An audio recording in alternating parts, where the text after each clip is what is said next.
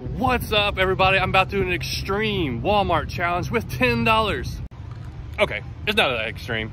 Just actually what you might call a regular person fishing video. Most people go in Walmart and buy their fishing gear. I mean, a lot of people do, and $10 is, you can buy a few things. So I'm gonna take $10, and I've been getting a lot of questions of what to get for starting out for like small creek fishing. And I'm not buying a rod and reel setup and all that. I'm just gonna get some lures. I don't even know if they have rod and reels in there right now. So I'll show you what I'm using in a little bit, but I'm gonna get lures that I can cast in 4-pound mono, small creek lures that I like using that will catch some fish, and then we'll go test them out. I really don't have very many options on ultralight rods, and like all the reels are gone. There's a couple here that would work, but I'm gonna just focus on buying a few lures. I really like these Panfish Assassins, but you need jig heads for those. I'm not sure if I'm gonna get those. These are $1.86. These are crappies. Albagarra is $2.96. All good creek lures right there. Got some Panther Martins. Those are good spinners, but they're a little higher end. We might go get a rooster tail or something. Trout magnet. Definitely gotta pick up a trout magnet set. Which one do I go with though? They're about all gone. Well, I got a few here, a few options. Let's go with the pink one. Man, I don't like the pink one that much. Let's go with the gold one. I like the gold one.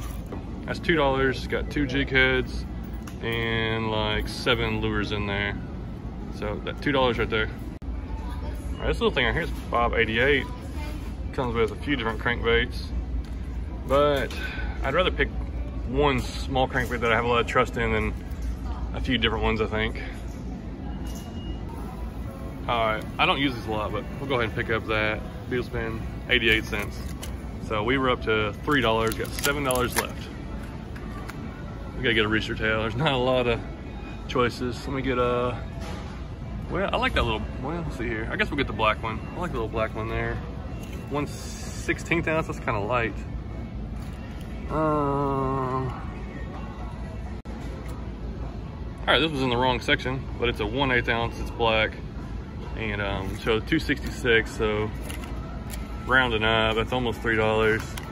So is that up to, we're right under $6 right now.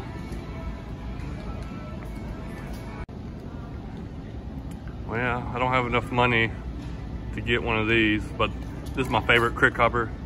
They're a little high, 483, or the Strike King Bitsy Minnow, great creek lure, but they're it's a little too expensive for what I'm trying to do today, but those are great lures.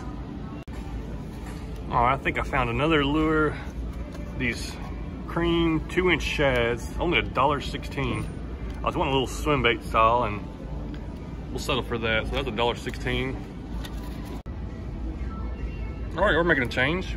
These right here, there was a bunch of them in there, but no hook. So I'm gonna switch them out for these.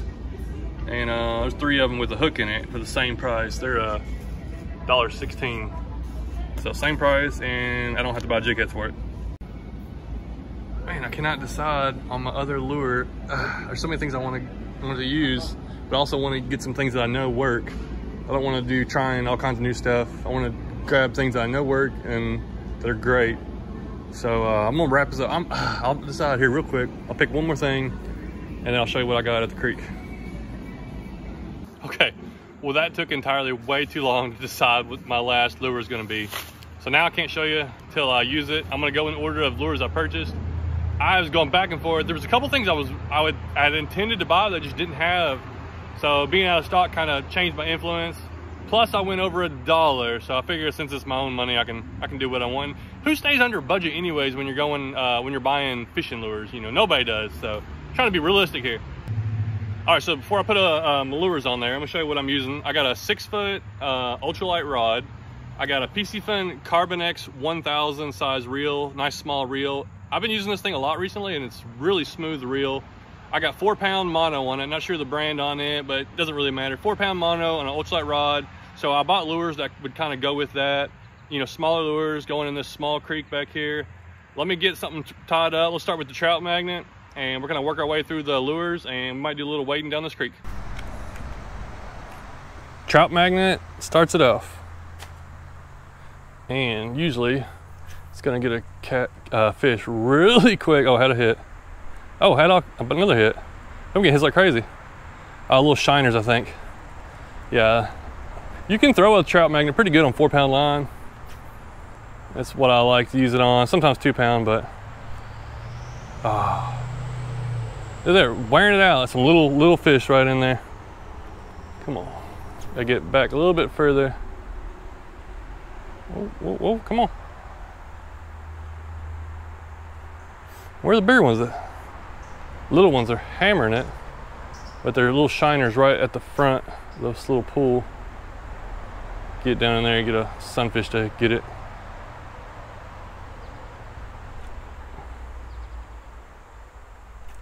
Oh, there's one. All right, fish on. What did we get? A green sunfish. Yeah, pretty fish. Took about 30 seconds of fishing.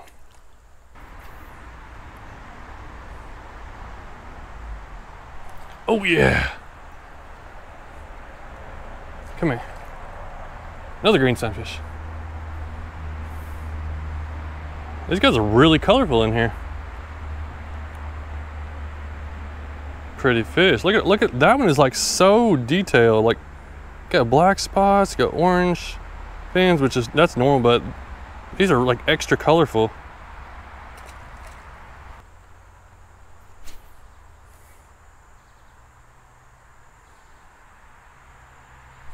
There we go. 3 fish and 3 green sunfish. Oh wait, no, that's a hybrid.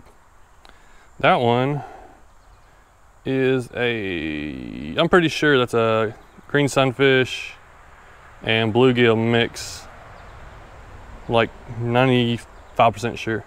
But yeah, it's got the characteristics of a green sunfish, sort of, but the body of like bluegill. So green sunfish, bluegill, I think, mix. Nice. Ooh, I got hit it. What is it? We got something different? Yes, we do. Rock bass. Nice. The water's kind of low here and real calm, but there's like it's this little creek, but there's this deep pocket right here, and there's another one a little further down we're gonna go check out. Rock bass. They like this nice clean water.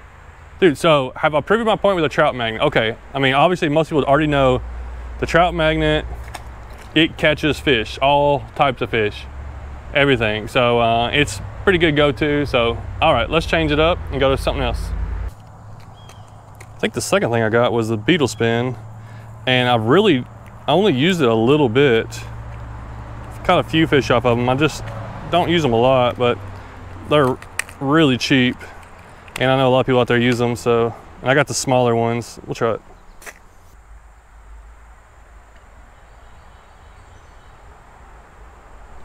There he is. He was down there at the bottom. Yeah, I had to get it down at the bottom to get it down to it. Another green sunfish. There's a lot of green sunfish in here. Let's take the spinner off because it looks more like they're hitting it on the drop down in there. Oh, I got something. Wait. I hooked it in the side. There was something messing around there and it just jerked and hooked a shiner in the side. I don't know if it counts or not, but there's another fish.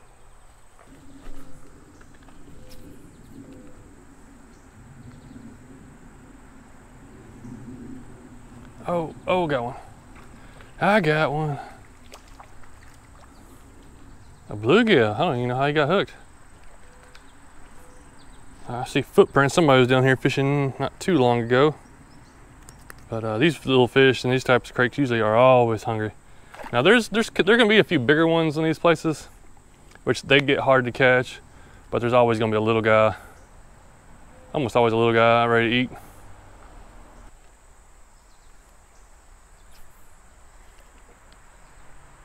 Oh yeah.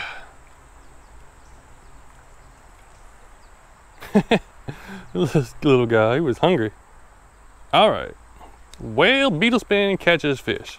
And you don't have to have it with the spinner, you can have it just like that, just like a little little jig, crappie jig type lure. So let's switch up to, let's see what I got next, can't remember.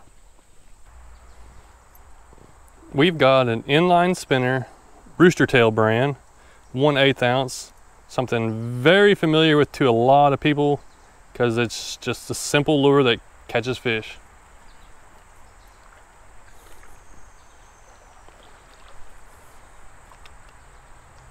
Oh yeah, like that. First cast, that dude was on it. And that's a little bit bigger fish there.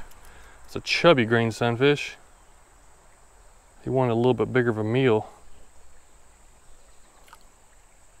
Fat, look at that gut on that thing.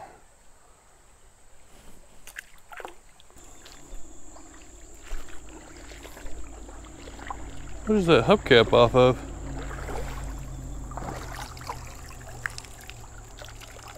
Is that an old hubcap? Well, I mean, it's gotta be old. Nobody uses hubcaps anymore, I don't guess.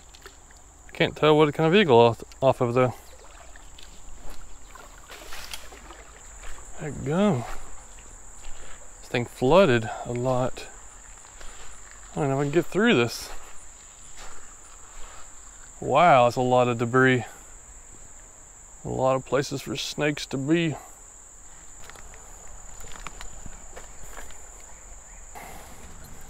This tree, I don't even know if it's dead. Either that or just fell over. Still got, was that walnut? Or a hickory nut, I think. I think it's a hickory tree, hickory inside there. Oh, come on. Them shiners, they're really aggressive when you first cast in and they just stop.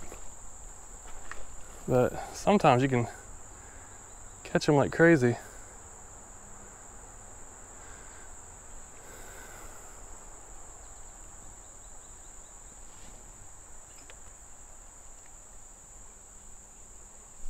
There's one of them. There's like a ton of them just biting at it. Nipping, nipping, nipping. Somehow they got it hooked pretty good.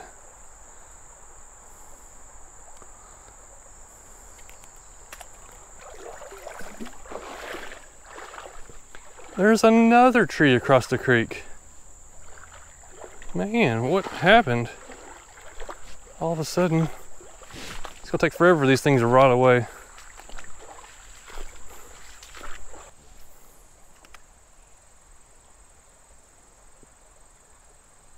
There's something. What we got?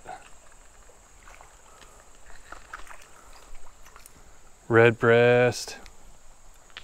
There's a little bit deeper pool here. There's another, there's a couple more spots, I think, going down there a little deeper, but it's all changed. Literally, there was like 6 or 7 trees down that, well, last year it may have been a year ago when I was here, but they weren't here a year ago. And then there's that big tree right there that's blowed over that way. So when those trees blow over like that, they can really just open up a big deep hole or close up a big deep hole and just change things around. And fish, oh yeah, oh, it came off. And fish get adjusted pretty good though. There he is. What is that, another shiner? Oh, a chub. There's a creek chub. I love these kind of places. You can get so many different species of fish. You just get all kinds of variety. I mean, a lot of green sunfish early on, and there's probably a lot more in here, but you never know what else you can get. Oh, there goes the deer. He was standing right in the middle of the creek when I came around this little bend.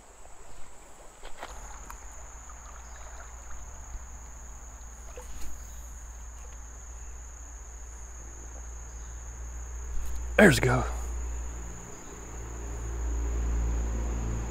Keep looking for some bass. I know there's some largemouth in here somewhere. That's a good green sunfish though.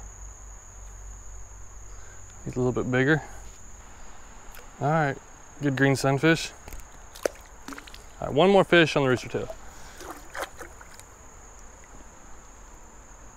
My line's starting to get a little bit twisted. It is good to do some kind of swivel or something on some of these. After you throw it a while, it's going to twist up your line. But we're going to do it. We're just going to catch one more fish on it and switch. Oh, what are those? There's some. Oh, there he is. Oh, green sunfish scared me. I was looking over it. Oh, there's a couple bass over there, I think. I could barely make them out. And this little green sunfish hit it while I was looking over there. It kind of surprised me. Well, yeah, let's cross to the other side and then we'll probably change lures. Try not to fall in here.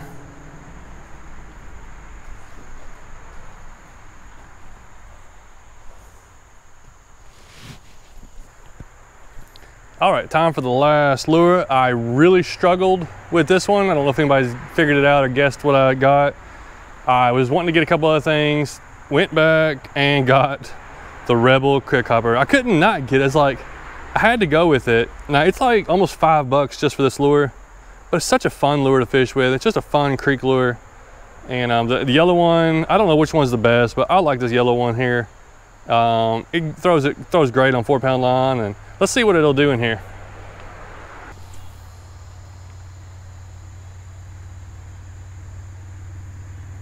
There it is. Oh, it came up. I think that was a bass. I've been throwing this around for like 5 minutes and I've had like 10 little pecks at it. Like they can't help but just like take a little peck out of it. Sometimes they're just hammering it. Sometimes they're just like, they have to peck it. I think that was a little bass that came off.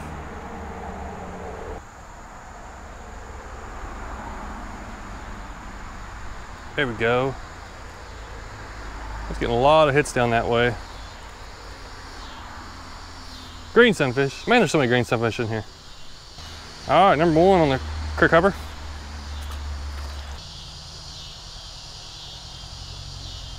That guy hit it. The little ones sometimes are more aggressive than those big ones. What is this little dude? Tiny green sunfish. He wasn't afraid.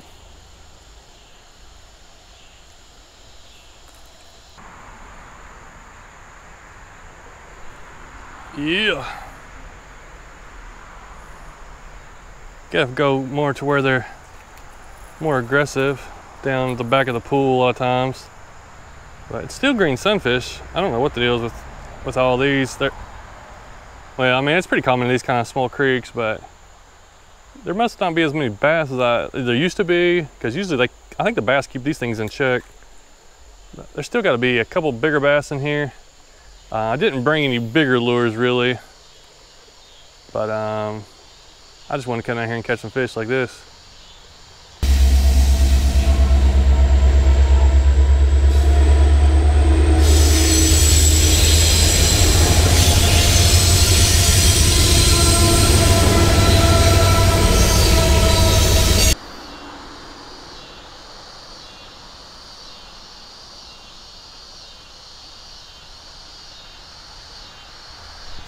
Oh, I finally got that bass to hit it. He just barely hit at it, but came off.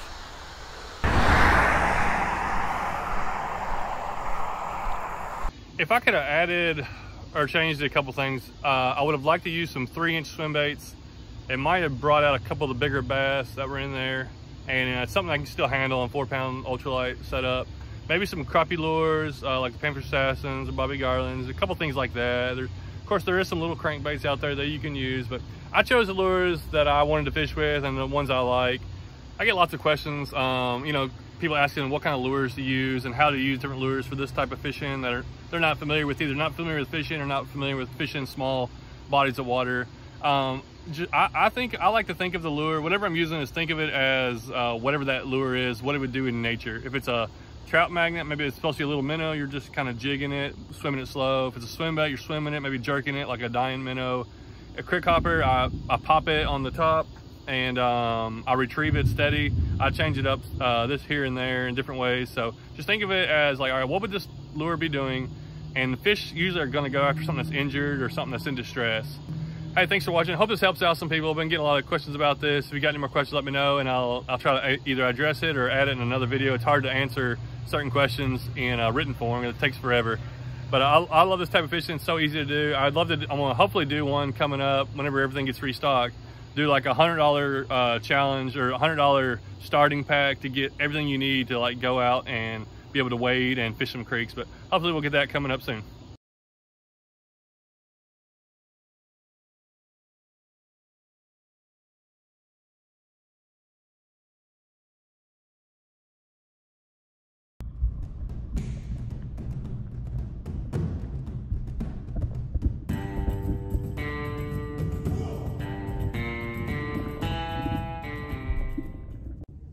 I was driving over here to this creek, and all of a sudden I just had this idea of like, how many fish can you catch in an hour? And I was gonna set a timer and go down this creek, because I think there's gonna be a lot of little fish in there, and I got some small lures that I like to use.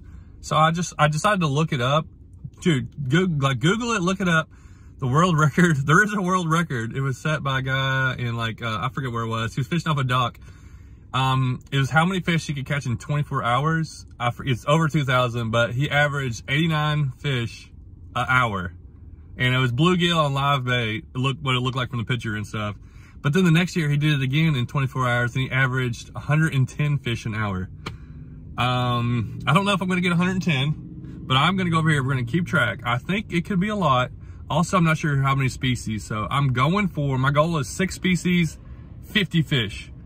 I don't know if I can do that, but if you want to feel like taking a guess, put in the comments what you want to guess. Any kind of comments always helps these videos to kind of get more views and things. So I don't try to do a lot of things to get comments, but sometimes I like to do something fun. So I'm gonna go grab a couple of my favorite lures, get them ready, and get a light rod, 4-pound line, probably go down this creek. But I've been wanting to explore it anyways a little bit. I haven't been here this year, and see how many fish we can catch in an hour.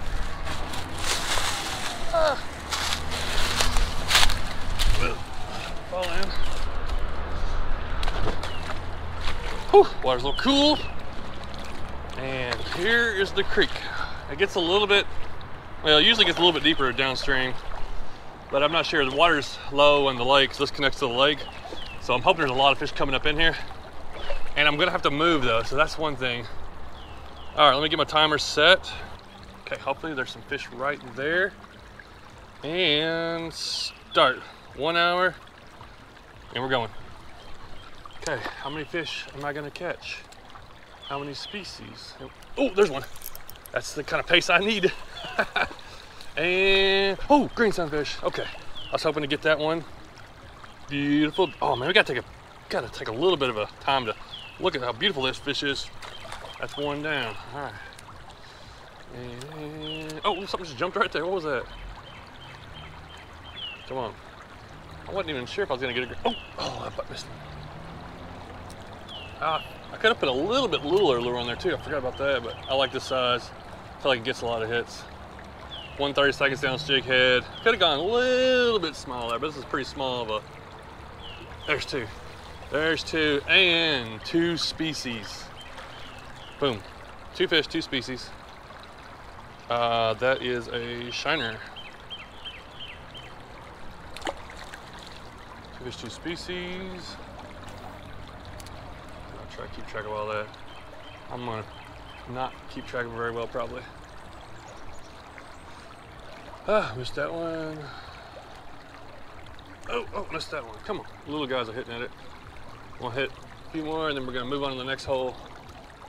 All right, we're moving. You gotta do that to me. Oh, there we go. Okay. And it's another shiner. Oh, that's probably why. Shiner, it's so weird when they bite sometimes. 2 fish, 3, or two species, 3 fish. I'll go species first, then fish. 2, 3.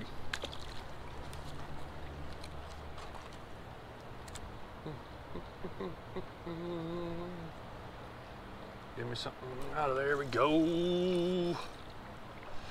Red breast. 3 species, 4 fish. 3, 4. 3, 4. All right, we're moving. We're moving.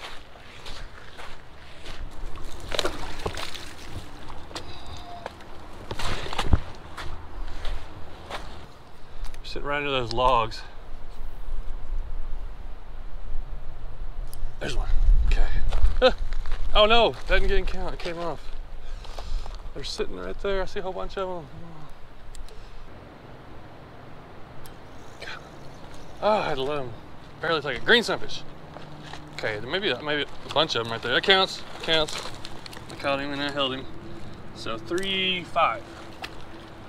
3 species, 5 fish. I'm hung up. Costing me time, costing me time. Oh wow, look at all those. Oh, there's a little bass right there too. Okay. They haven't ran off yet. Oh wow, there's a bunch of good little fish right there. Wish I had I'm gonna have to go underwater camera over here. Yep, I'll take it. It's a new species. Bluegill. 4 species already. That's pretty good. 6 fish. Let me fix this little guy. 4 species, 6 fish. There's a lot of little fish sitting right there. Oh, a bass hit at it. Yes. Another bass hit it. Yes. Let's see what kind of bass this is. We were at 4.6. This is a largemouth.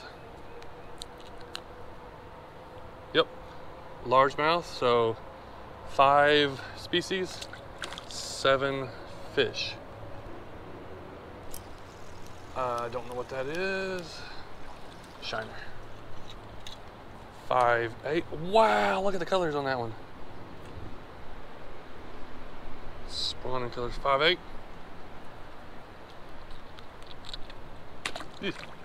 God.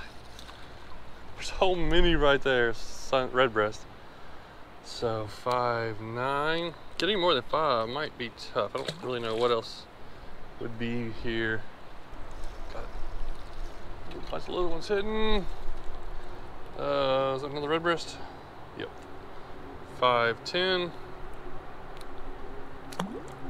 Let me get some more lures, get them ready to go. That's a cool little spot right here. All these fish in here. I'm using the itty bit slab hunter.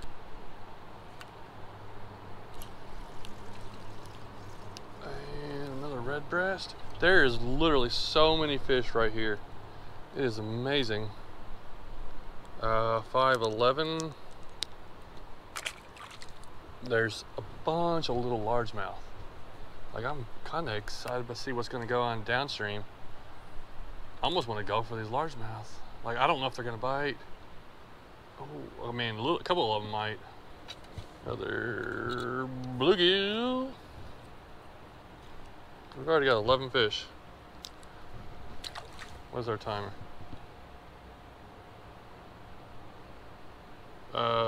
So we're 43, so we got like 17 minutes in. I'm probably on pace. I'm on pace for 50. There's 12. Is that something different? Nope, red breast. What that? Oh yeah. What that bass that hit it? There's like several little bass. What are you doing to me? How did this guy get tangled up all over the tree? There we go. Not a bad green sunfish. So 5.12 or 13? There it is. 14. Ah, hold still.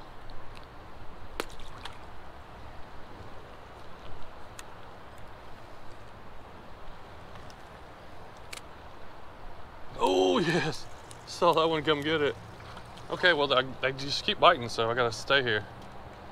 There is probably 2 or 3, probably more than that, probably 300 or 400 little fish in here. Like, if you count the little ones that are 16, if you count the little ones that are like inch long, they're like hiding up under the trees and stuff right there, and then all the ones I can see, there's just so many. 17, I believe. That's a bluegill. 18, I was reeling it in, and he just grabbed it. Well, they kind of stopped biting him, so I don't want to take too much longer. Let's go down to that next hole. If I can get over there somehow. What's the best way? Up through this over here.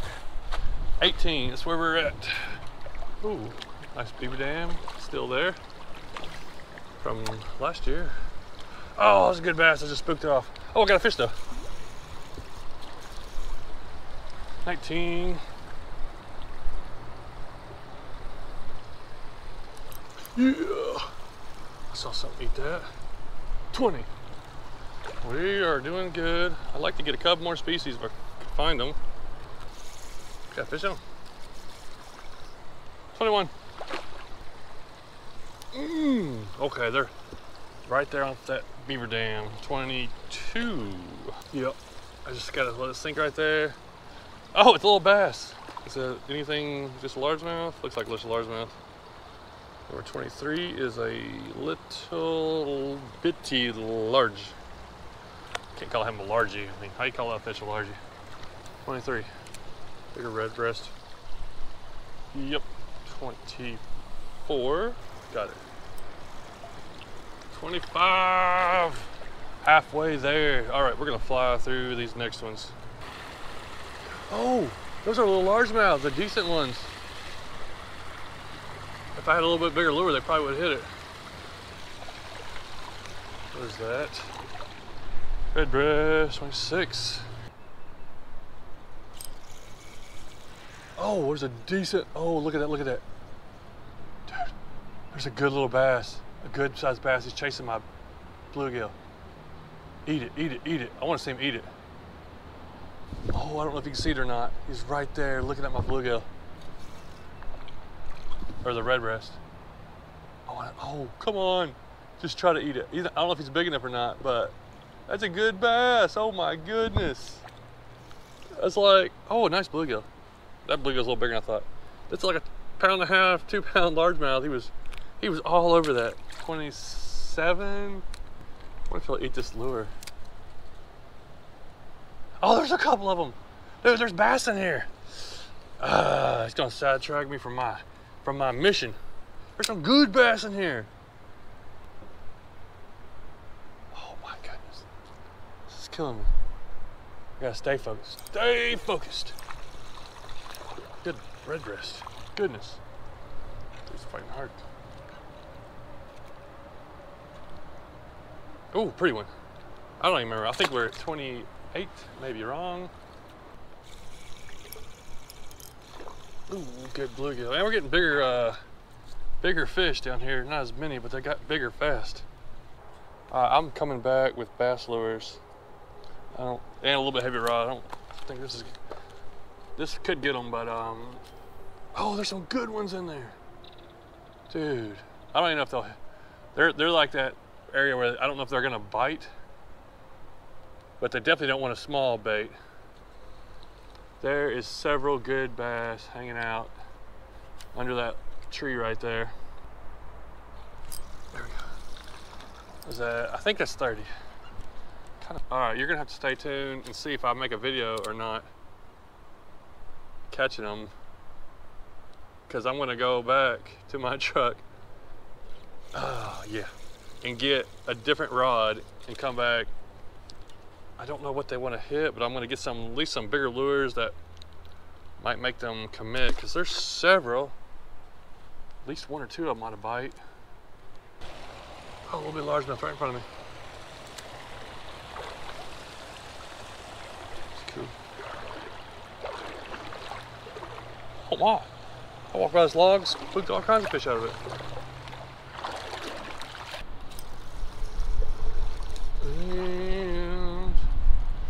32.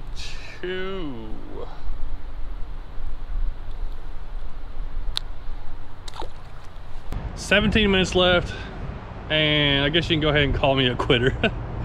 I'm stopping. I can't do it. I can't even fish a whole hour after those little ones, because it kind of defeats the purpose of it. I mean, it was fun to catch them for a while, but I want to explore more and more. Now I want to go catch some of those bass and keep wading further, but I know the bites are going to get slower. So I'm done. That was it. I think I caught 32 in 40, so about 43 minutes. Pretty cool. It's crazy how many fish that you can catch in here in these little areas. And this creek here, really clean water. It's spring fed, not too far up there. You know, obviously most creeks come out of the water, out of the ground anyways. But it stays real clear, rocky bottom, and it feeds into the lake not very far down, or actually like a river that runs into the lake. So lots of fish come up in here when they're young or to spawn, and there's a bunch of bass down there. So I'm gonna have to go do a video going for those bass. But what I am gonna do is I'm gonna stick this camera, if I can mount it, underneath over here, under this one deep hole, and I think we're gonna see all kinds of fish and see if we see any different species. I think it's gonna be cool. So I'm gonna end the video putting it underwater. I think it's gonna be pretty interesting. I bet a lot of fish will come up to the camera once I leave. I'm gonna let it go, put it under, go up to my truck, get my other gear, come back down and get it back. But I think we'll get some pretty cool sights.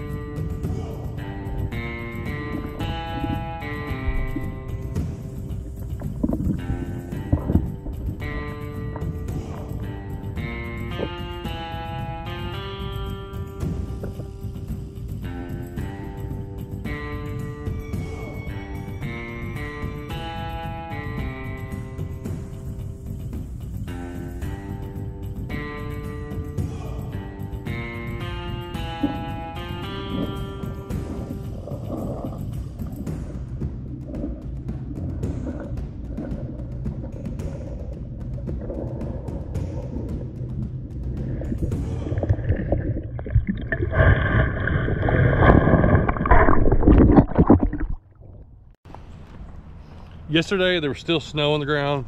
Today 65 degrees and it's been raining. Had a lot of rain. The water's a little murky right here. I just walked down here and I saw, it looked like tons of bluegill moving into this little creek channel. I got a little ultralight rod, 2-pound line, and I'm about to put on one of my favorite little bluegill lures. Just a water not muddy here, where all the other creeks are muddy. For some reason this one's not muddy, it's just a murky. I'm gonna go down to the itty bit 1/48 ounce jig head. Just a real small hook, jig head, and we're gonna go with the bright itty bit slab hunter mud dauber.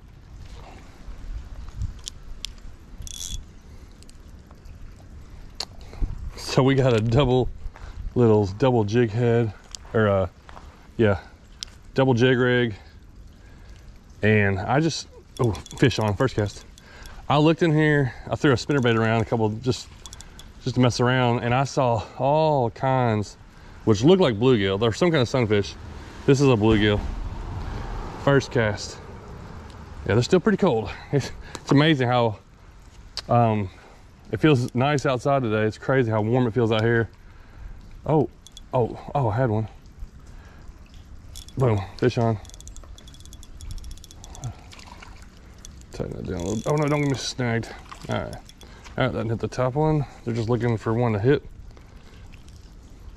Yeah, it feels warm out here, but that water's still cold. But that rainwater, I bet it warmed up like these little channels. And if you just warms up a few degrees, especially after, we've had earlier this week, boom, they are hammering it. Earlier this week, we had temperatures in a single, like close to single digits. So what a change the weather has been this week. And I think these fish noticed it, boom, too. Like boom, as soon as they felt a little bit warmer weather, it's amazing how much harder they're hitting.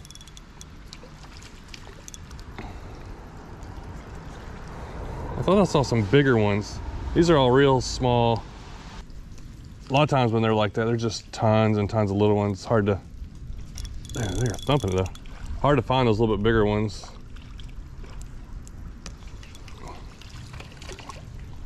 All right, that's a little bit better.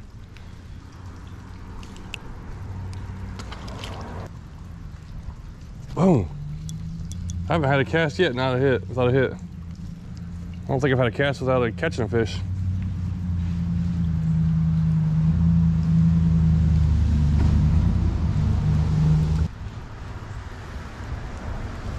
Oh, come on. Oh, there we go.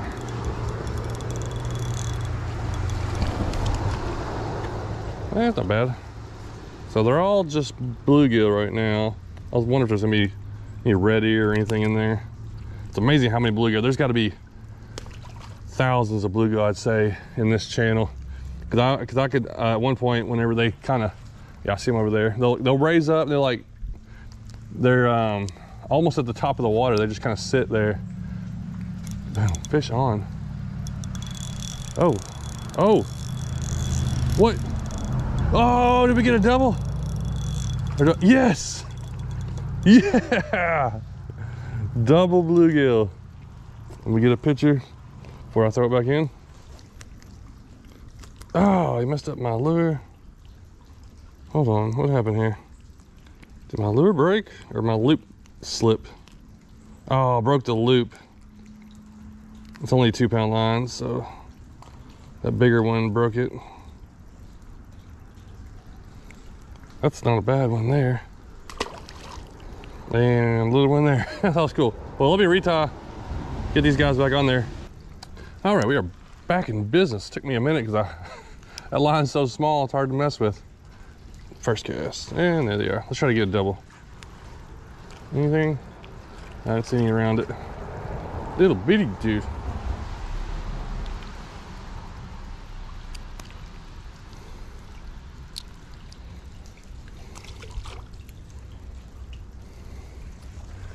And let's kind of work our way towards, oh, fish on, towards the mouth. I want to make, oh, it came off. I want to make some casts kind of out there. See if there's anything else. I just don't want to, gotta be careful fishing around any metal or something that's gonna break you off, because This line will break quick. Rubbing on something. And there we go. All right, is there anything but bluegill in there? Kind of making me wonder. This little dude's eyes are bulging out.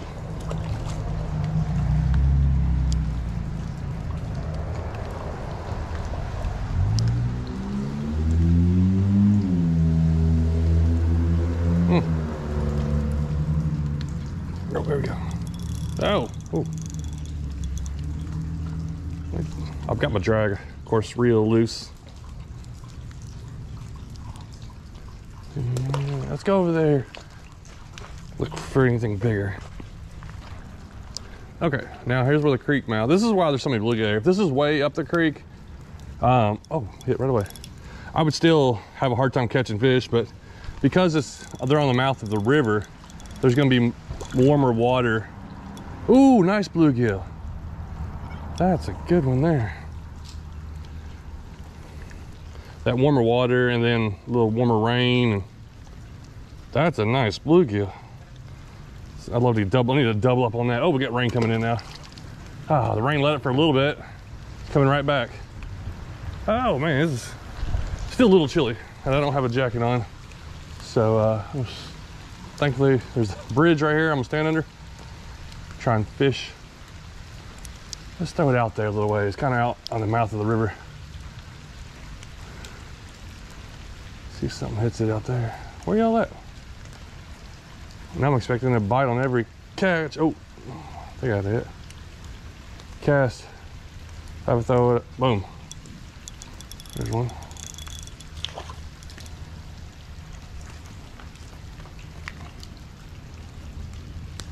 Oh, alrighty.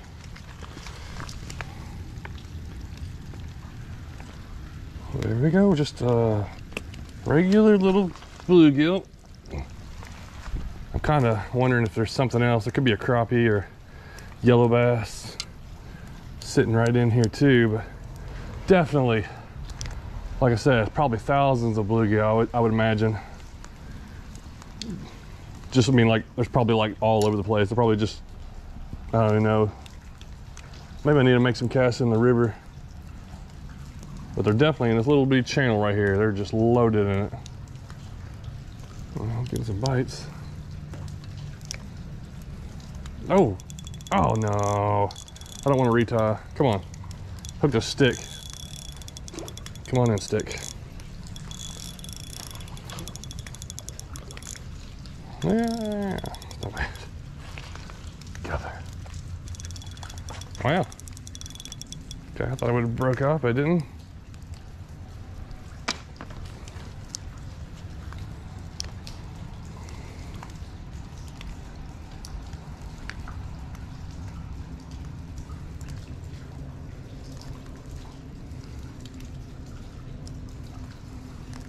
No. Good hits. Oh, that dude whacked it. What is that? Hey, a little crappie. Oh, and he broke me off again. Well, oh, he's got to lure my mouth. Oh, that's what's going on. I see.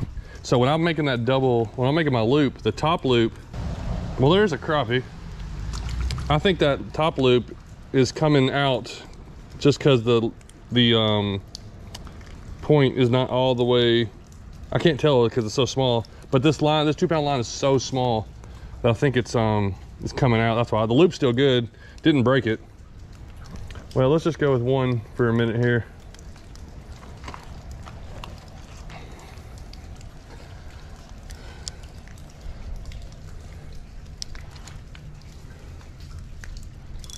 Oh, I dropped it right in there. I don't know, what is that? Nice one. Oh, just a feisty bluegill.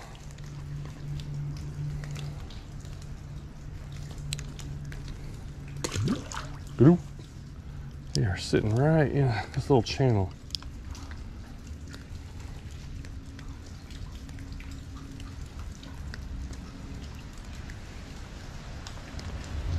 Well, what are they?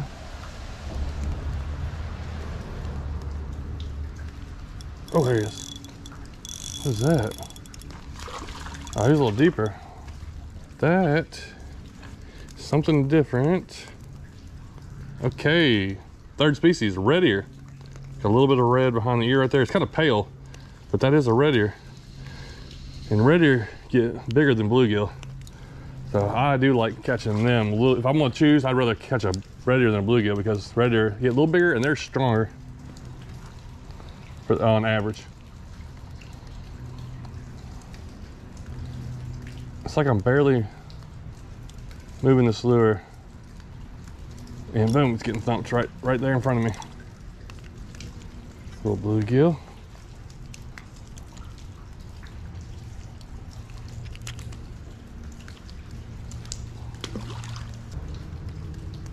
Oh, another redear. Okay, there's some redear in here.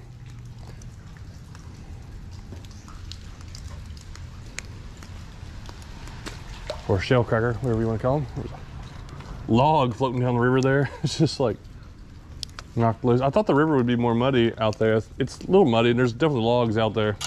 It's not horrible. And it's non-stop right here, tell you what.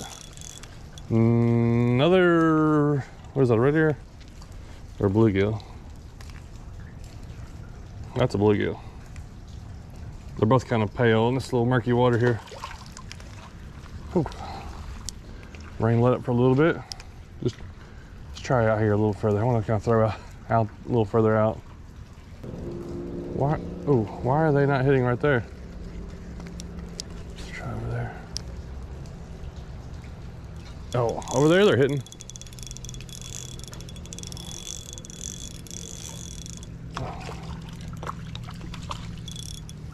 All right, that's a thicker one. Nice bluegill.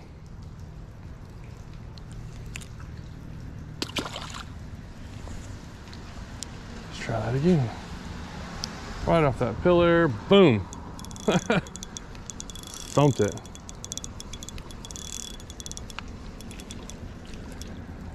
Another bluegill.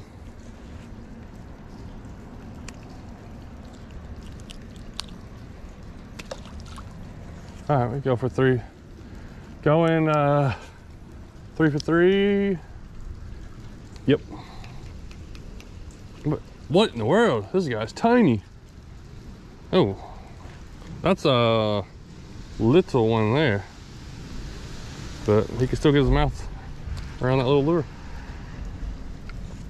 All right, we're going 4 for 4 off that little bridge pillar. Yep. Another tiny one. Goodness, why are those over there so hungry? You gotta keep it going though. I mean, is there a bigger one sitting in there that's been watching? Boom. Come on, go 5. Oh, I had a hit, missed it. Missed him on the 5th. Maybe been real small. That's why I've been trying to make some casts out in the river more. Like, it's pretty shallow. It kind of, oh, yeah, that feels better. That's a good fish right there. Maybe it was a good cast down the river. That's the first bite I've gotten out there. It's something solid for ultralight anyways. What I got? Oh, yeah. Come on in, white bass. Dude, that's a good hit. Oh man, I love when I can catch these guys off the bank. White bass, that was a fight on this little setup. If I caught a fish twice that big, he would be pulling me all around. White bass. Holy cow, what was that? Dude, something splashed right there in front of me. Okay, so I thought maybe the white bass could be in here. If there's more, maybe they're a little deeper out. Let's keep casting out, letting our lure sink. I may have to go with a little heavier jig head, but we got one. Let's do that again. Got this creek channel. It's got some water coming out. All these little bluegill are stacked up in it. They can't go that far until the water rises when they raise it in the spring. So they can't really go way up the creek, but they're like, you know, working their way up it. And we got a little channel out here somewhere right out here. And that white bass was there. Let's see what else, see if we can get some more. Usually if there's one, there's a lot, but that's not always the case. Boom. That feels good. I just had to let that lure sink a little longer. It's not as big. What is this? Crappie, a black nose. We're just getting all kinds of stuff today. This is crazy. This is, dude, I fished a couple days ago all day and caught like 5 fish. Now, the white bass is the biggest fish I've caught. We caught a bunch of little small fish, but I would have taken those. I couldn't even get little fish.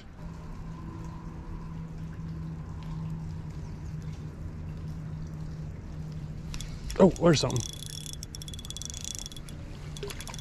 Another crappie. Dude, it's getting dark on me here. It's so funny. Like couple videos ago and a few days ago, I'm fishing in 15. It was like started out 15 degrees, warmed up to like 35. Today it's 65 degrees, and I'm just out here in short sleeves, picking off fish left and right. Oh, I missed that one.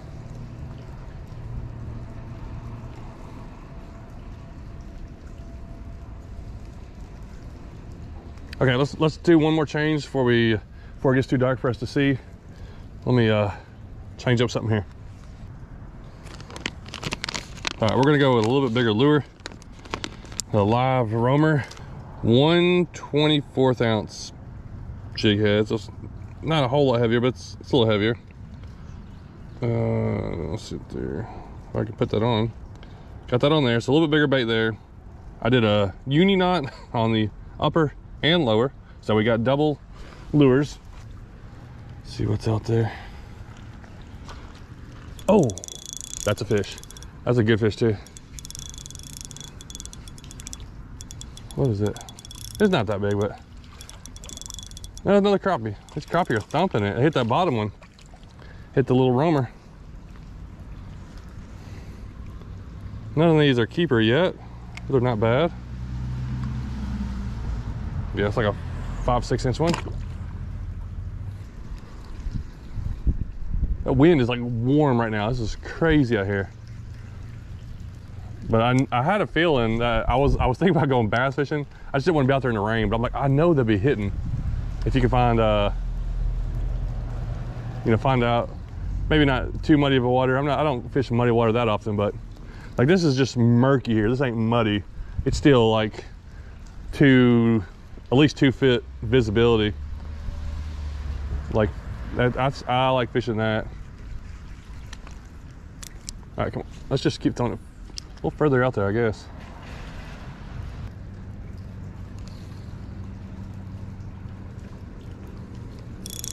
Sunfish? Oh, that feels better. It feels like a good crappie. Kind of like that slow fight. Wait, is it a crappie? Oh no, it's not. It's a little white bass. It's not bad. Little white bass. Yes. I'm just happy catching fish today. Man, this feels, you don't understand. Some days when like this wasn't even the day I was planning on really fishing or making a video, because I got tomorrow, the next 2 days, I'm gonna be at a fishing expo. So I don't have any time to fish tomorrow or the next day. That's Friday, Saturday, then Sunday. I can't really have any time to fish on Sunday.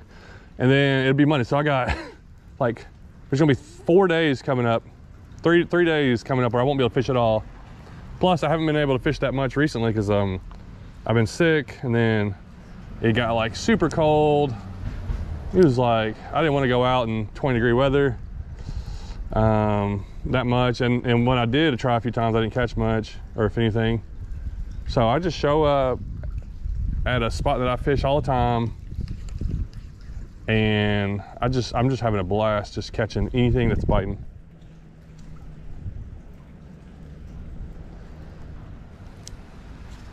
Right before dark too. Had a little bit of time. I was like, I just gotta go out and cast. I've been editing, trying to get ahead on videos, because I'm not gonna be able to edit for the next few days. And I'm like, I gotta get some videos edited because I'll be busy. But I was like, I gotta get out and cast. Let me just cast. I come down here, I see these little blue, I was just making some random casts. I'm like, I was just casting a spinnerbait just because I was bored. And then I saw a bunch of bluegill. I was like, let me get out the ultralight. Next thing you know, I'm catching bluegill like crazy.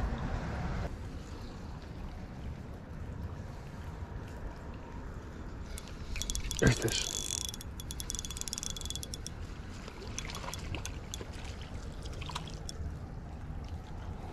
I wonder if there's any big crappie in there.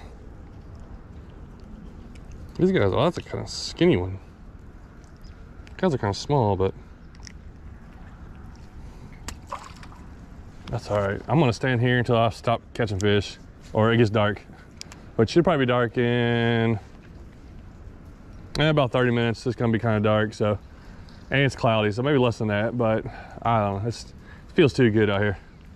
And if that was the last one, that was pretty cool, but still, I think I'm gonna stand out here and cast a while. It just feels nice to be outside. Oh, there we go. Oh, yeah. That's what I need right before we leave here, probably. Well, I probably tried taking off with it. It's getting dark pretty fast. Oh, now there's a keeper. If I was keeping them. White crappie, right? There's our black crappie. What was it? 1, 2, 3, 4, 5, 6. I think that's what you count, but the bars are different. I'm pretty sure it's a white crappie. But yeah, you see, it's getting dark. I hadn't got a bite for a minute, then boom. That guy really thumped it.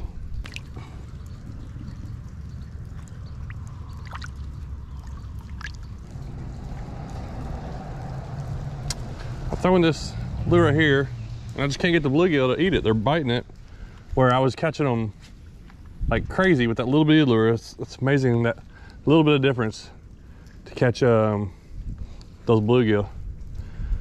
But I'm hoping to get maybe 1 or 2 more fish, either crappie or white bass out here. Well, I appreciate everybody watching, and I know some of y'all are still covered in snow and gonna be froze out for months, but spring is coming. It always comes, you know, no matter what. It's gonna happen as long as we're here. And you know, and a lot of y'all, some of y'all can do this all year, but a lot of y'all wait, like are always waiting. So I'm always glad to have a ultralight rod or some kind of multi-species rod ready to go. And I'll leave a link to this one. This is that the Aggressively Average Anglers rod that they gave me a couple months ago. And if you don't follow their YouTube channel, they do a lot of kayaking and pan fishing, but they live up north where they don't get to do that. They probably wish they were doing this right now. But I'll leave a link. They made this rod, and it's a 6-foot ultralight rod. It is a really fun rod for this type of stuff. Now, I have 2-pound, I think it's mono. It's a 2-pound, like a nice higher end mono. This little reel is the drag on it's been really good because you want a really nice drag, not something real cheap where it'll snag. So I'm liking this reel. It feels pretty good on there. And of course the Bobby Garlands and all the different ones I was using, and the jig heads. They have a lot of different jig heads. I have a discount code where you can get those at lurenet.com, and that's a company I've been working with for almost 3 years now, and they've been a very helpful partner with me. Supplied me with a lot of lures, and they pay me, and so that allows me to keep making these videos. And I especially appreciate it because that company is just in, oh man, I had that one. They're really in line with like the kind of stuff I like doing.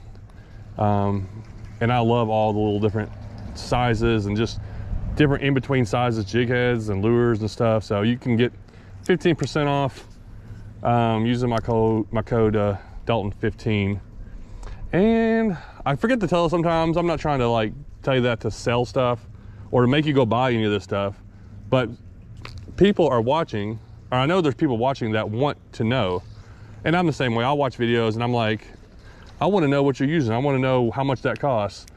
Like, is it $50? Is it $200? Is it this or that? So I'll try to share some of that stuff, and also discount codes. If you're gonna buy stuff, you know, you like to save a little bit of money if you can, or at least know where to find stuff. So it's getting dark, and I'm getting a couple hits out here. I just haven't been able to hook up with them. But man, this was a fun hour and 12 minutes when I walked down here. So I couldn't ask for a better hour and 12 minutes, pretty much, especially in the wintertime. Thanks for watching.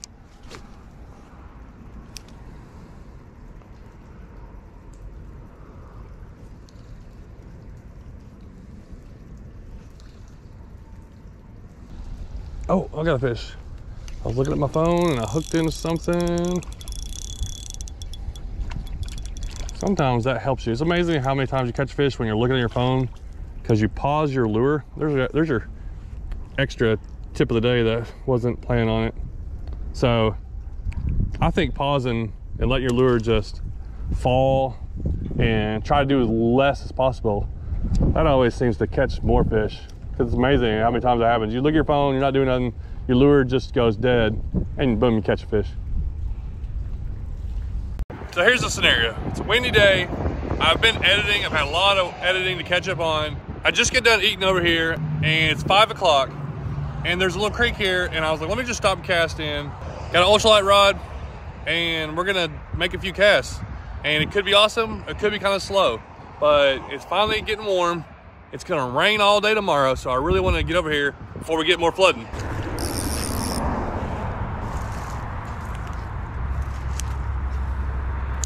Alrighty. Oh, I got a hit. I think it was a shiner. And another hit. Alright, where are those sunfish? I caught a couple good sunfish. They were kind of deeper in this little pocket. Oh, getting hits right away.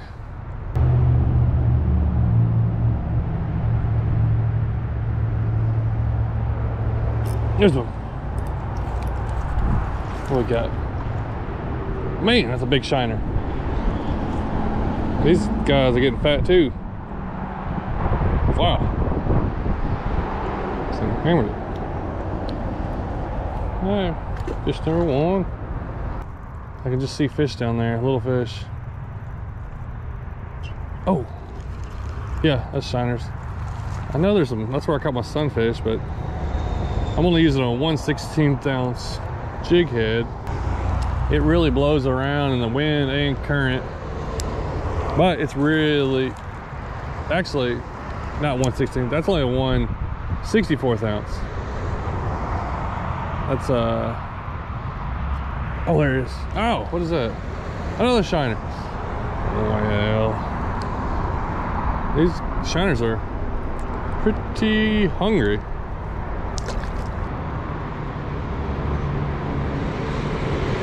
Oh, oh, yeah. Oh no, oh, it came off. There was a decent one. This one. There we go. Now, that wasn't as big as the one I just lost, but there's a bluegill. I was dropping it over that little branch right there. There's like a little pocket right there. And I think there's a bunch of fish holding up in there.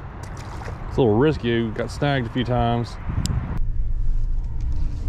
Don't run me over, car. All right.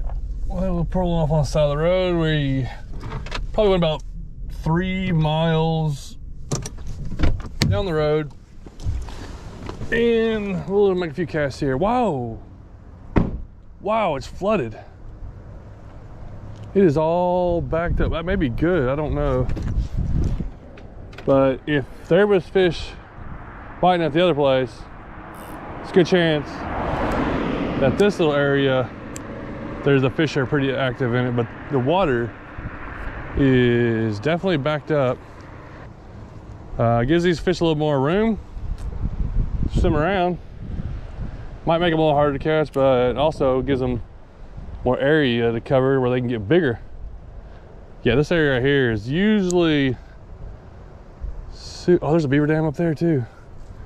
Oh, that's a fish. Well, oh, that bluegill. Oh, that's a nice bluegill. Oh man, yes, they are. Got room to grow.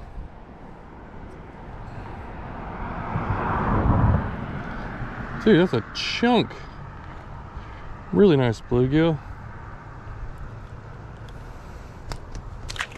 This little hole here is probably about 4 foot deep now.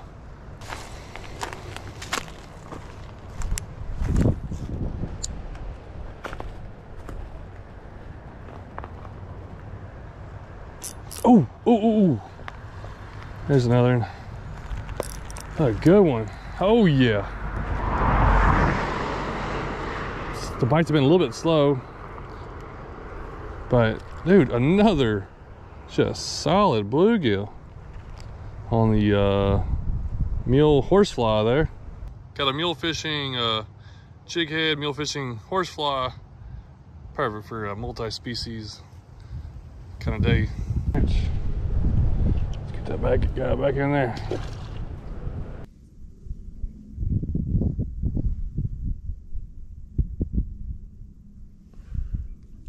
Come on back. There he is, there he is. Oh yeah, nice bluegill. Oh yeah, prettier than there. Okay, maybe we found some fish today.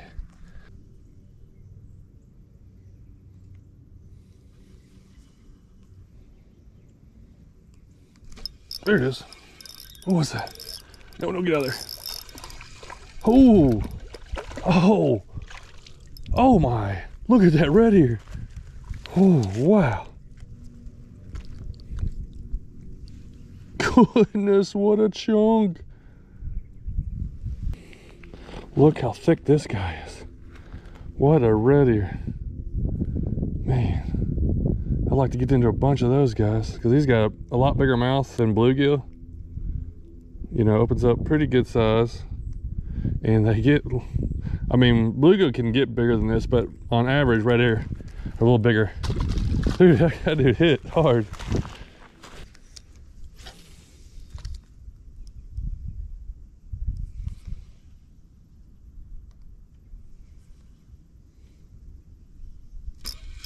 Oh, okay, yeah, there we go. What is that? Oh, third species out of this creek. Third fish, third species. Little crappie. Now, usually there's more than one crappie, but I never know. Right now, I've caught like wherever I've gotten a bite, I've caught a fish there. Oh, okay. Back-to-back fish here. Maybe this little deeper hole here, and fourth species. Oh, this is what I'm talking about. This is spring fishing here, or summer almost. Red breast, fourth species, fourth catch. Okay, let's try over here without falling in. We caught a few sunfish back there, and good ones, but it wasn't very many hits.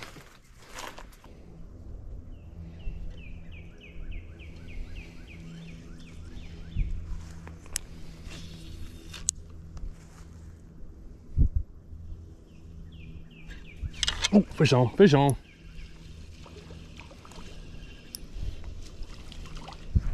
There's a bluegill. Okay, can I catch more than one out of a spot today? It's been one and done. Well, that one place had back-to-back, but besides that, you know, besides that thing, let's see if we can get a couple out of here.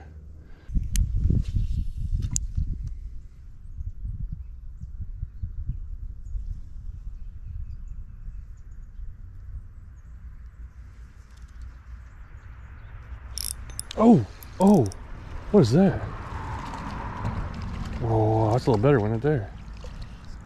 Ooh, pretty red breast right there. Not, it's getting pretty colorful. They get a little bit more, but it actually, that one's a pretty looking one.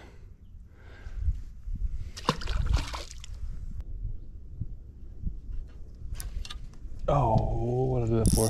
Uh-oh. Why did I jerk it so hard? Well, here we are back at one of my favorite little spots. I was just here a couple days ago, and This place is backed up by, oh, whoa. There's my second snake I saw today. I didn't get it on camera because they just slipped into the water right there. So snakes are out. I do see them, but that's a lot of times how I see them. They just squirt into the water really fast whenever someone approaches. But I saw a little muskrat in here. Let's see if we can catch any more fish today. Oh, I see a little bass. Oh, he dove down. I saw a little bass sitting at the top of the water. Oh man, let me get untangled here. Well, I thought I'm sure I'd get a bite really fast.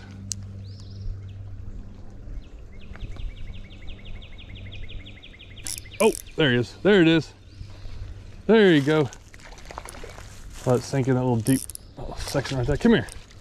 Oh yeah. There's a little largemouth. Look at that size of this guy. I bet these guys grow so fast in here because they can grow really quick if they have a lot of food. And I think they get up in these creeks and they just grow from like 6 to 12 inches like really fast. And then when a flood comes, they wash on out. Because a big bass wouldn't be able to live in here very long. He would eat everything. Like a 3 or 4 pound bass in here, man, he'd be eating everything in here. Oh, had a bite. Well, that was what I was wanting. I was wanting, oh, you had another hit right there. I wanted to see if these little bass, when I was here the other day, I couldn't get any, I didn't see any and I couldn't get any bites. Oh, oh, what was that? I think I saw those bluegill. They're over there, come on. Come on. Got one, got one. Come here, come here. Nice, even these bluegills are nice size in here. It's crazy because this looks like a lot of water, which it is right now, but whenever it's not dammed up, this is just a little bitty stream trickling through.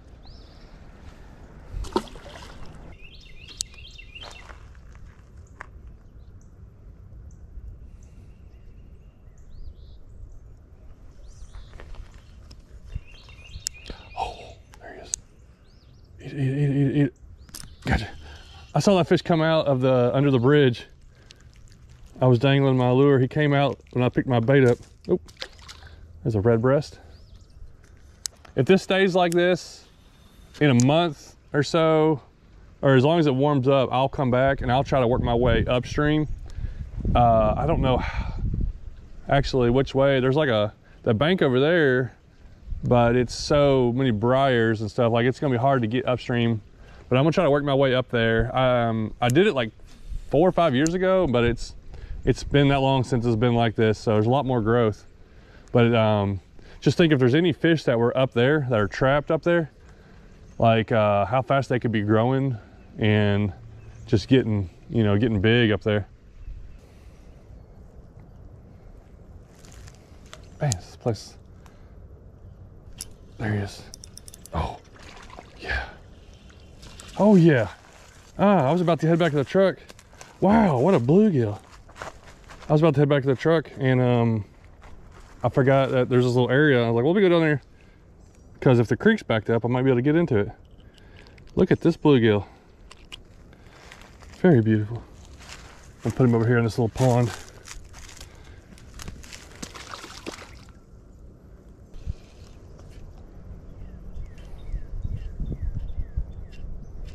Uh-oh. Well, looks like I'm losing that one. Look how thick this stuff is, but look how the fish could be living in here.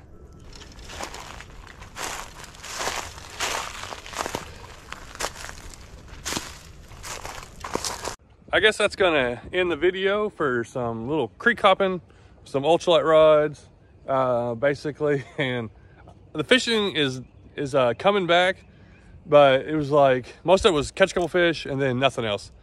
And that's what happened a few days ago and then today.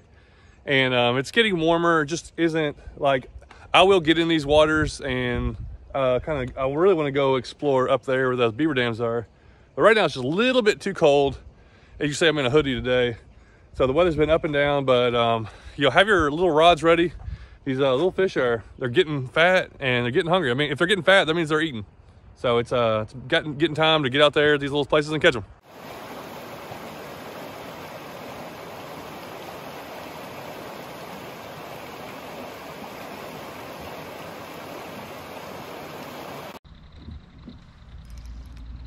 There we go. That's a good fish. What is it? What is it? What is it? It's fighting hard. There we go. Whoa. Yeah. Yep. That's it right there. Welcome for another exploration video. It is just a strangely, you know, one of those strangely warm November afternoons. It's like up to 70 today. I got a couple hours probably before dark now.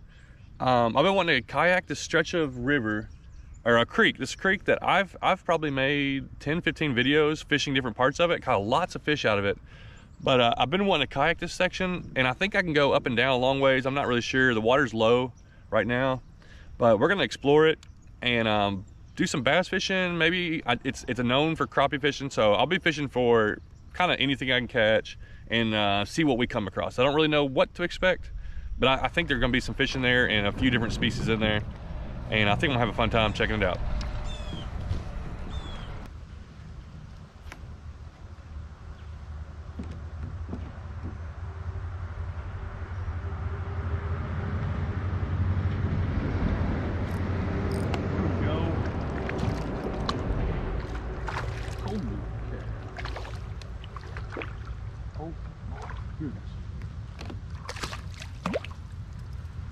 What a way to start out.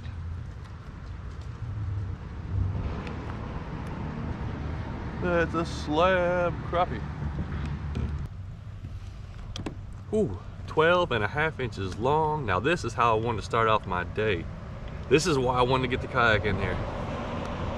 That's a good, that thing's over a pound. That's one of the biggest ones I've caught all year, probably this year. And on a little I don't know what it was. Let me look at the lure it was on. Let's throw that guy back. A little 1/32 ounce jig head, little chartreuse, some kind of Bobby Garland swinging thing. I'm not sure what that's called, but just that little lure right there.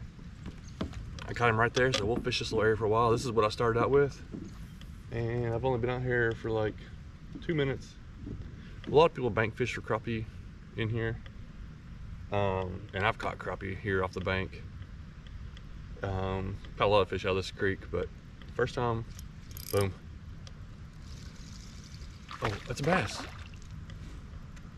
I threw it at the same spot, got a bass. Dude, I think this is gonna be perfect. I don't know if I'm gonna be able to travel as far as I was planning on going. I thought I was gonna be able to do good, go far, but I don't know about that. But I do know what the fish are in here. Little largemouth.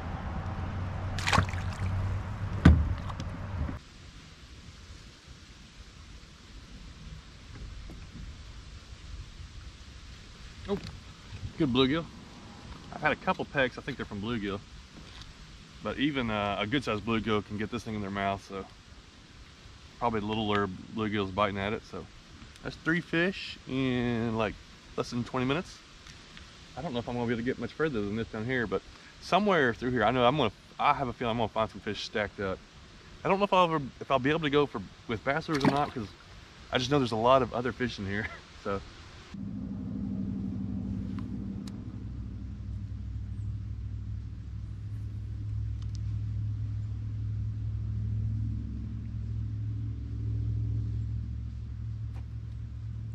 oh, got one. Nope, hooked that bluegill in the head. A lot of bluegill pecks. There's like a fork right here, like an island or something, real shallow that way. We're gonna see if we can go down this side of it. I just can't tell how deep anything is. There's logs everywhere. It could be a foot deep to 6 feet deep, and none of it's very deep, I don't think. I think up there maybe the channel might be like 10 feet deep, but most of it's getting pretty shallow.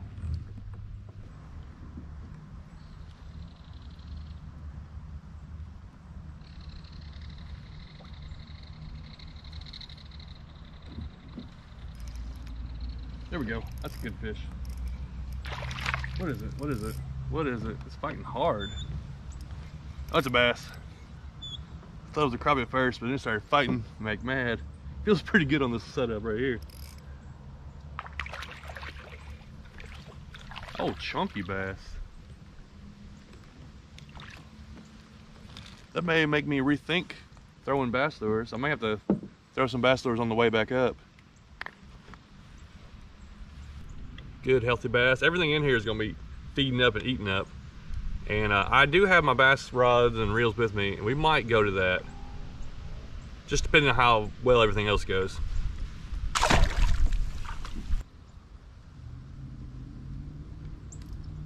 There we go, there we go. Oh, that was a crappie. All right. Maybe shouldn't have jerked that hard on him.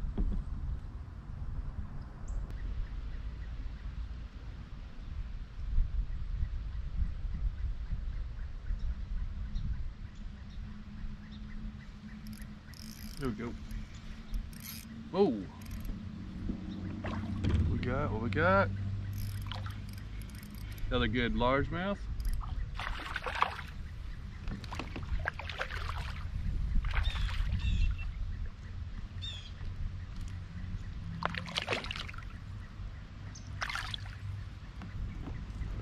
Well, these guys are fat in here. If I ever end up hooking into a big one, it's gonna be on. These guys are really healthy, feeding good. I still get a little bluegill peck, and I want to downsize, but then again, I'm using this. I think it's helped me catch these bass too. So, another largemouth. The creek splits again. It's got some good current going down here. I could probably get down there. I'm not sure about getting back up, and it gets really flat over here.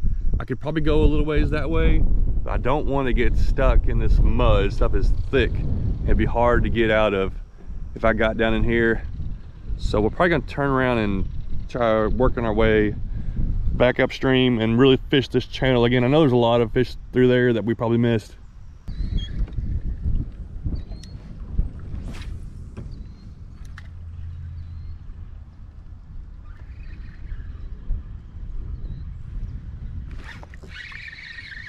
There's one.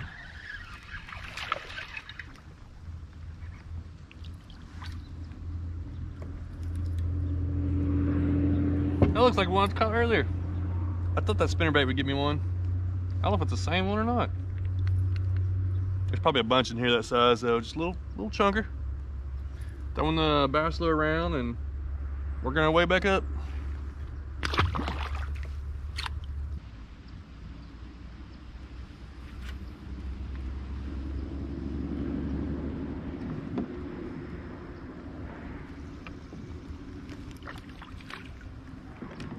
And that's what downsizing will do.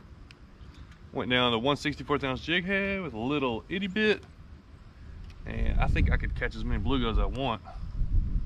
Although that was, well, look how small that thing.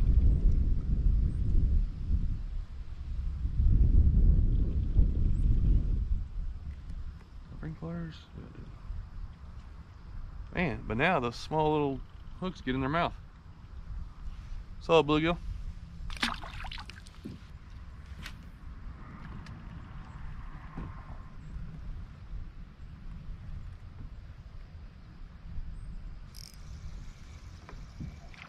Yep, this bluegill thing is pretty good.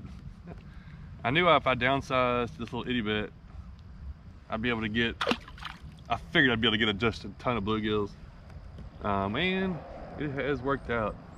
I might catch a couple more, then we might have to go back upsize just to, I really want to find a few more crappie. I know there gotta be some in here. People take a lot of them out of here though.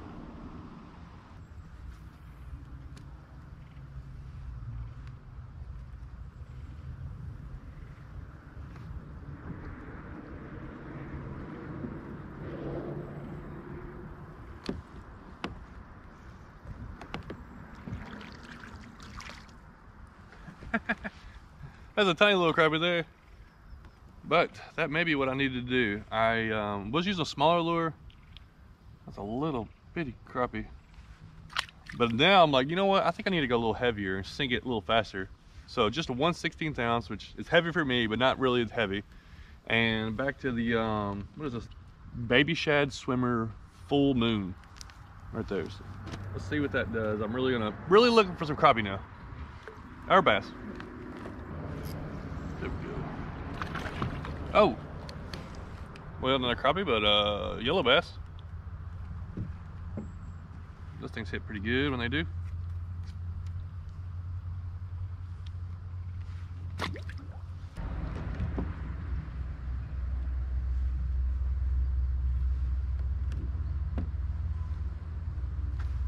That feels like a crappie. Yeah. That's what we want right there. I got another good one. I've tried to, whenever I have caught one, I've tried to fish the area to catch more, and either they're just not biting or I don't know if they're spread out, but somewhere through here, I feel like I'm gonna find an area where there's several of these. That's probably a 10-inch one.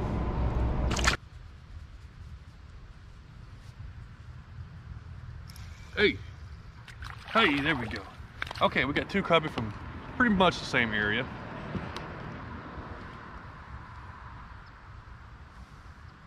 Just kind of working it.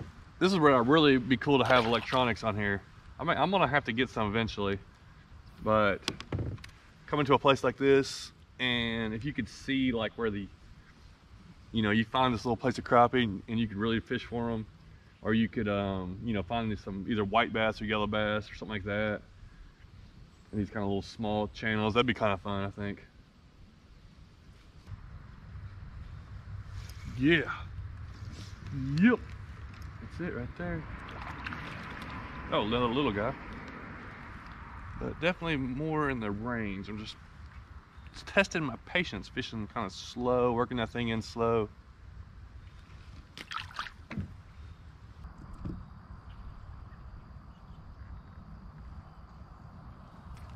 There we go. What? Oh, it's a little bass. Definitely gotta work that lure slow, it seems like. Well, I guess that's normal for like crappie and fall fishing, slow sometimes. But slower I work it seems like the more bites I get per cast.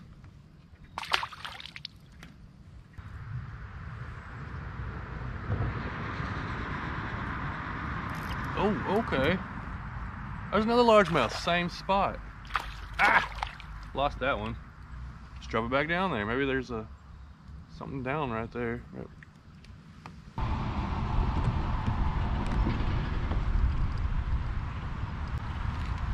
Well, this is the furthest I can go upstream. Actually, right beside the bridge. I thought I was gonna be able to go way up there. I know you can do it in the summertime when they raise the water level of the river, which raises the water level here. But I thought I'd be able to get up further than this. But let's just go back, fish around the area for a while.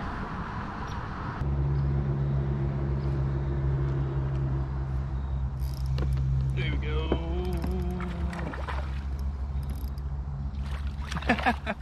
I just keep getting these little largemouth. There's a bunch of them in here. Now I'm going back down again the way I came. Since I thought I was gonna be able to travel more, I've been out here just over 2 hours now. I thought I was gonna go like a mile up the creek or something. I'm only really doing like a 1/8 mile stretch up and down. And but it's just a lot of little fish in here.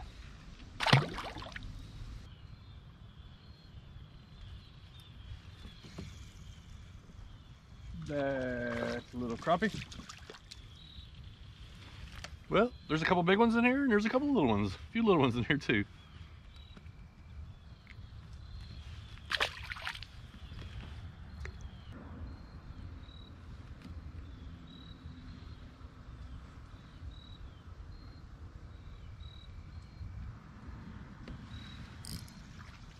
Oh, we got 2 crappies in a row. That's the first time I've caught 2 from really the same spot. Back-to-back casts. I think it was back-to-back casts. And, well, there he is. I couldn't tell. I was gonna look to see if it was a white or a black crappie, but either way.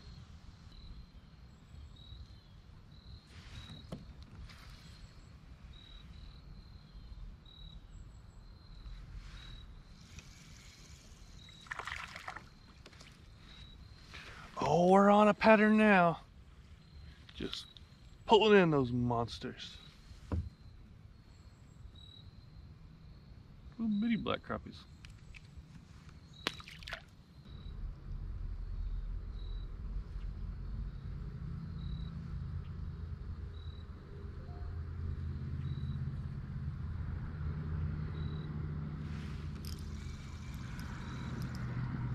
Woo-wee.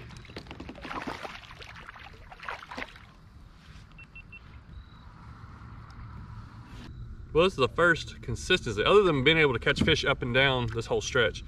This is the first consistency. I got 4 fish from the same area. That's not a bad one. So I will try fish this area for a little while. Sun's going down. Still feels pretty nice out. It's probably like 65 out. Just an awesome day.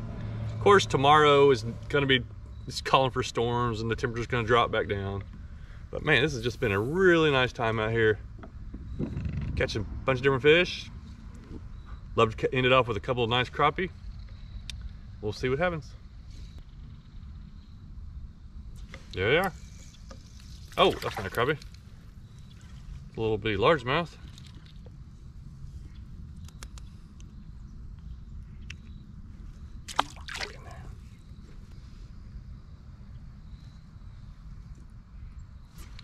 Now that feels a little better. Yeah, we are on some crappie here. So they are definitely hanging out right in this stretch. Either that or maybe they were a little bit deeper as the sun went down. They went shallower because they're right off the bank right here. Don't understand everything about crappie or about anything, but it's fun to figure them out and catch them.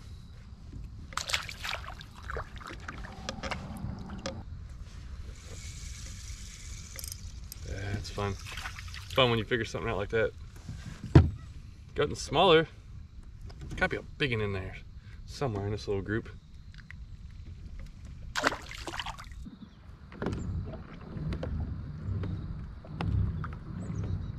Well, thanks for watching me explore this little creek channel for 2.5 hours. Caught a bunch of fish. If I wanted to go for bluegill, I probably could have caught a ton more. This time of the year and through the winter, I've really been getting into using a lot of bobby garlands, like as far as their lures, because they're designed for crappie. And you know, it's something I can go for. And also I've caught, you know, trout on them, bluegill. Today I caught bluegill, crappie, yellow bass, largemouth bass. You know, it just catches a lot of different things. You can throw it all on a light rod, and I'll show you that. But if you're interested in, you want to go buy some in bulk, maybe I got a discount code and the website and everything below in my video description.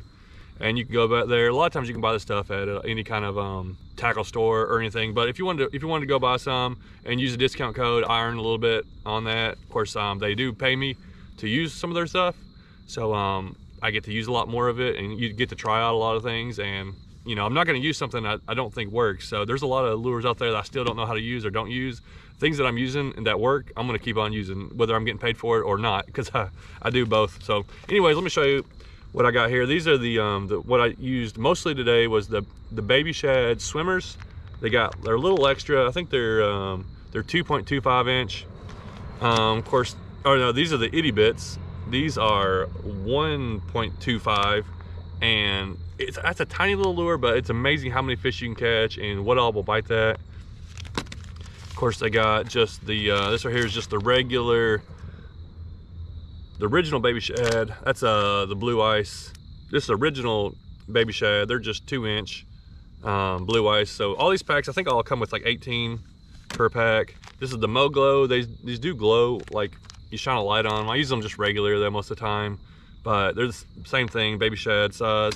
And then here's the pile divers, and I like this one here for more, I don't know, I haven't tried it for crappie really yet, but I've caught a lot of bass on them and a lot of different multi-species. And it's got a couple cool legs, and it works great. It's just a fun little different size. It's a 2.5 inch, but all these things right here are a lot of the stuff I will use on from a 1/64 ounce up to 1/16 ounce. Today, my rod and reel setup, I've been using this, you might have seen it here recently. I've kind of been using it a lot last few days and last week or so. And it is, I think it's called a Para G2. It's a Cast King rod, 6.6 light action. Got it paired up with a Cast King Sharky 2 reel, 4-pound high-vis like Bass Pro line, and I threw from 1/64 ounce lures today up to a 1/16 ounce. Handles them all well. I couldn't really put it down because there's too many species in here that were really wanting to hit this lure, and I just didn't know what I was going to catch. Plus, I ended up going for crappie a little more. So thanks for watching. There's all the info, and hopefully I explained some things, and hope you get out there and catch some fish. Don't know when the next time I'll be able to be in a short sleeve making a video in Tennessee for a while, but we had a great day. I was glad I was get out here and take advantage of it.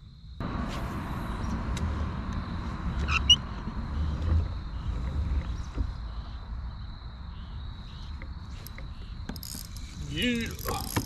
Not the last fish, or this may be the last fish. One more. Oh, I should have threw bass lures. I put the pile diver on there because I just broke off and I was working my way. I'm getting out right there. Catch the biggest fish today.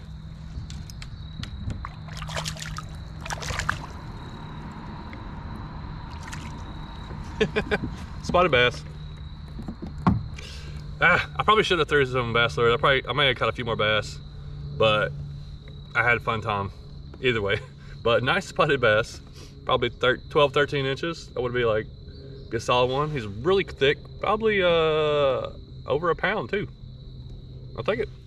Thank you.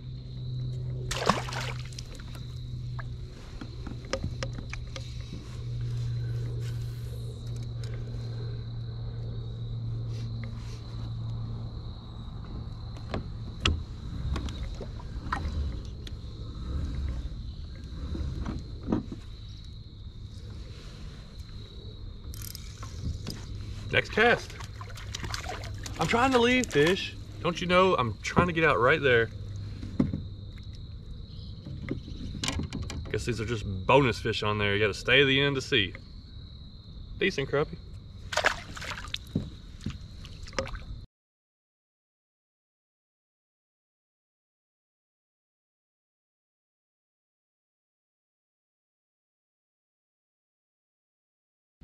Man, I love exploring. I love getting to small bodies of water or getting to different places where most people aren't going to.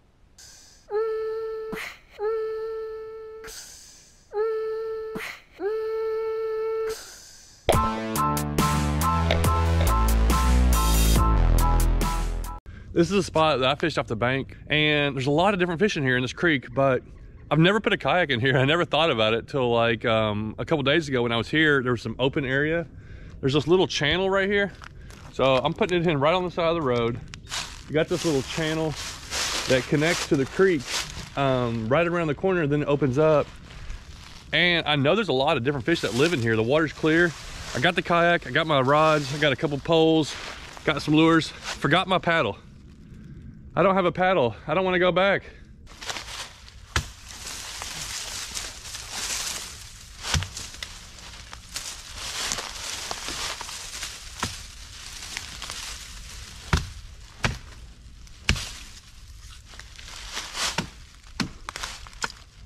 I remember to have a machete in there. I just need a stick to kind of guide me around.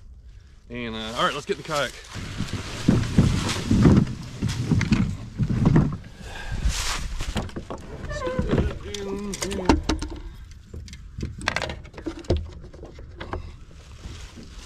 Oh yeah.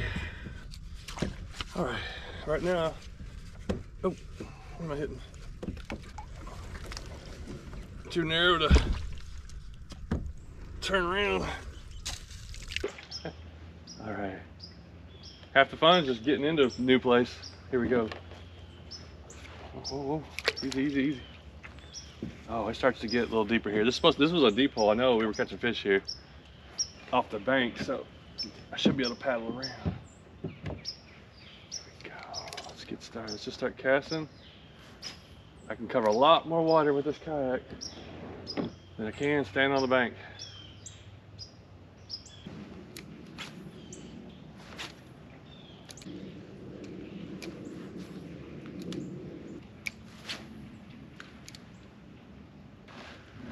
Well, you know what? I'm starting to get aggravated. I thought this was going to be the easiest fishing video of the year for me. I was gonna show up and catch a fish. It's amazing how it never goes that way. No matter how much you think everything's all figured out. I fished in here for 30 minutes, which isn't a long time, but I really covered this 100-yard stretch really well and didn't even get a bluegill, where I caught like 15 in an hour of the day, and there's just been tons.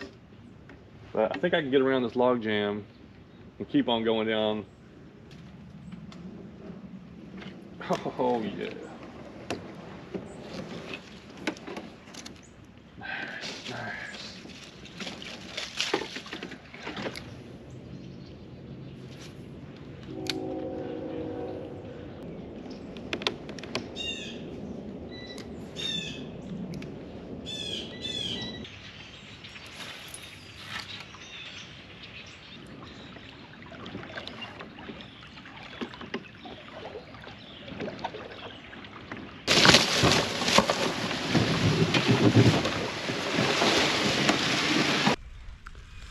Not all exploration missions turn out awesome the first time I do it, but this was a great learning experience. I now know that I can kind of get in right here as long as the water is this stable. I can access a good bit of river.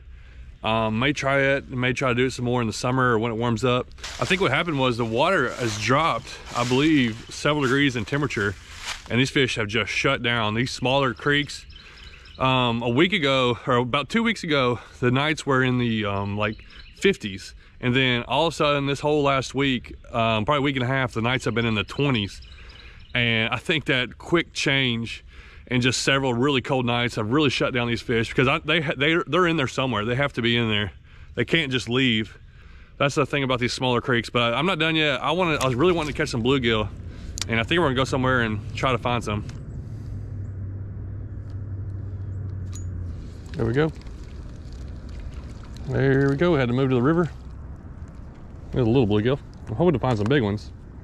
I think there's gonna be a bunch of little ones. Move to the river, bigger water, the water stays more stable. And we got a small lure here. And I think we're gonna catch some out of here.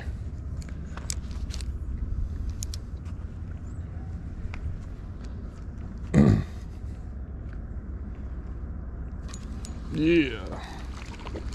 They bite that little lure so much easier than they do a bigger lure sometimes, especially during when it gets cold. Man, he swallowed that thing.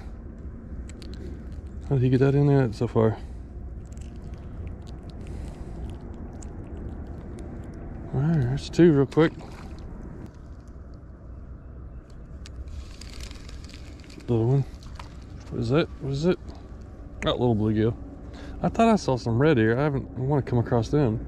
There's some guys over there fishing. They're probably fishing for crappie, but it must be some over there. Hit it right on the bottom. Yeah, it's a little bit better bluegill. I want to catch something a little bit bigger. I mean bluegill, but just some little bit bigger ones. But the thing is, like, that's why I like fishing like this. Tiny little lures, really light line. You catch one decent sized one, it feels really good. And any cast could be a giant bluegill. Oh, I see him. I see fish swimming down in there. Oh yeah. It's a little better there. That's a nice one. It's just a solid average, like an average solid bluegill. Yep, they're down there. Hey, there's a red ear. There's our first red ear. And they just get a little bigger and stronger. That's why I like catching them. This one's just a small one, but there he goes. I got him. A little bluegill. Oh, it's a little red ear. Tiny little red ear.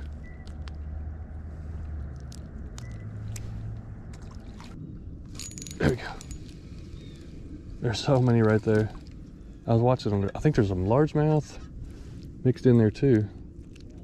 I can barely see some of the silhouettes of them down in the water. I saw some bigger. They would bite it and spit it out. Let me go get another lure. I think they tore that one up pretty good.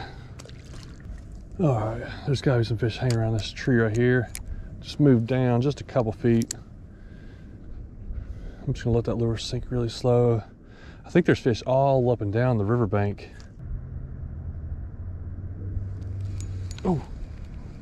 Oh yeah, there we go. Oh, I had to fish it really slow. That's a nice one. Well, there's the biggest one so far. Not a giant red ear, but a pretty good one. I think we might come across, that's the thing, I think there's big ones mixed in with these little ones, and they're probably just sitting out a little bit deeper. Well, let me show you what I'm using, because this is probably my favorite, or at least my most confident way to catch bluegill. If I'm trying to target bluegill, especially throughout the winter, because that's something I like to do.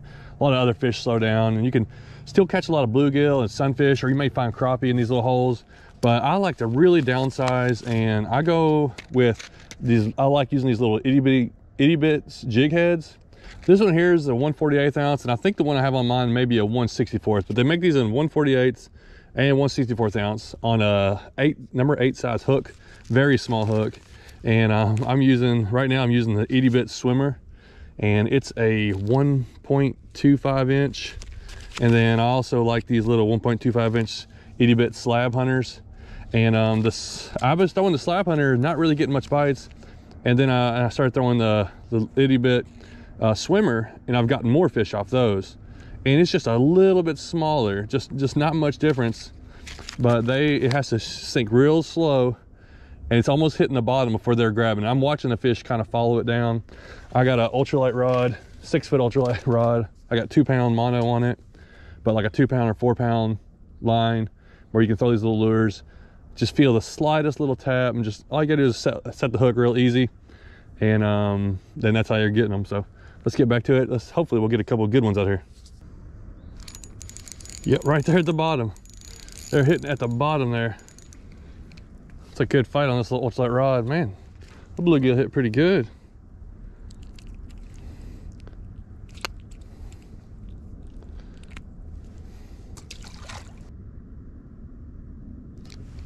There we go. Nice. There we go. That's a nice one. That's the kind we want to see. Just a good red ear right there. He's fat too. He's been eating something down there. Man, I'm having to work this thing really slow to get these bites though.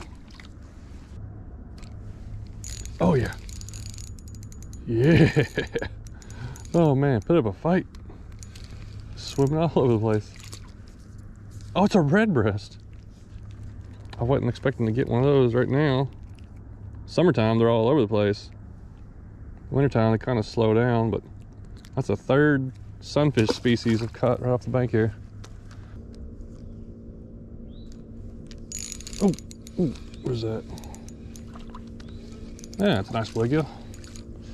Whew, the bites are slowing down, but I've gotten some solid ones. I just gotta, oh man, be really, really slow and deliberate. Yes, I could throw worms out there if I wanted to. I'd probably catch more fish, but I just didn't want to. You know, you don't always have to do that. I like doing it with lures. You know, it's kind of fun.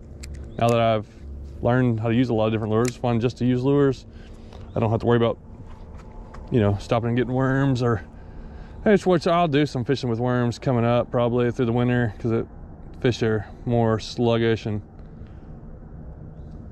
you can catch stuff, but you don't have to. You can still catch them with lures.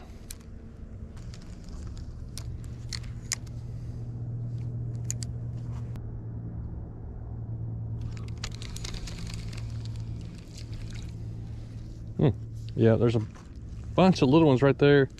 There's a little bit bigger ones sitting down below it. What is that?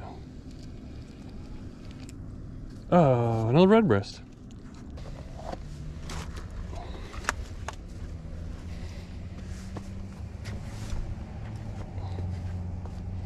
I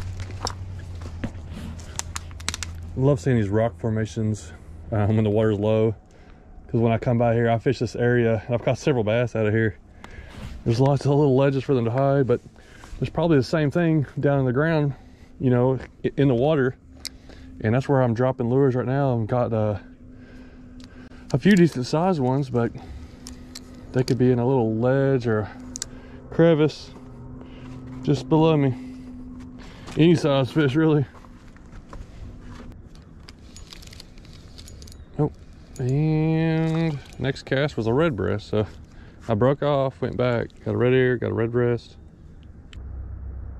Oh, sometimes they grab it and take off.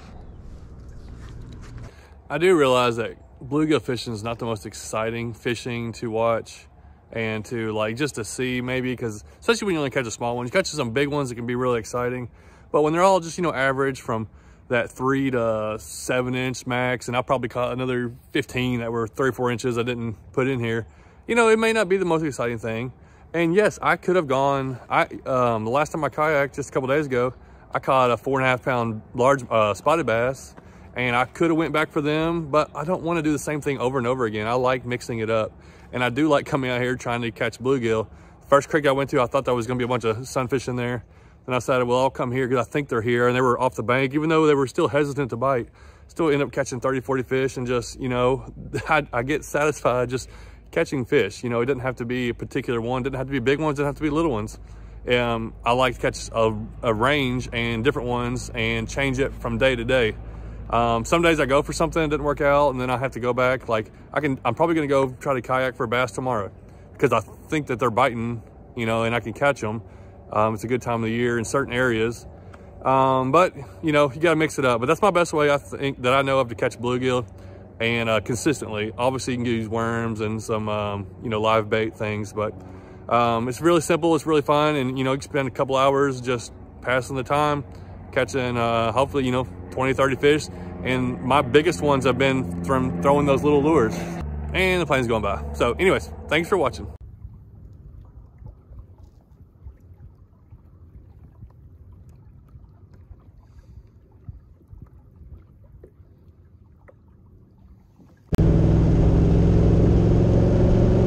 Well, it's a typical cold, rainy December day. And this is usually when I shut down my fishing for the year. I hardly ever like fish when it's this kind of weather, when it gets colder out throughout the winter, but I'm gonna put a little more emphasis on trying to do a little more winter fishing this year and see if I can learn something.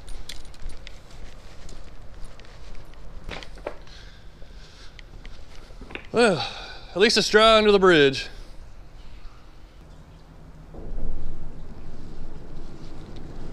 Hey, my first fish! Finally got one. And it's a bluegill. Well, finally landed a fish. Only took about an hour to get one. On a little Panfish Assassin off the bobber. Bluegill. And this guy's definitely getting used for bait. I got 20-pound mono on here. Just a cheap catfish rod. I just put it together, bought this reel from Walmart, and I had this pole. And this is my first time using it. See how it does. Just gonna throw it out in this channel where the creek comes through. And it's kind of deep right through there, so if anything's coming through, it'll go right past it.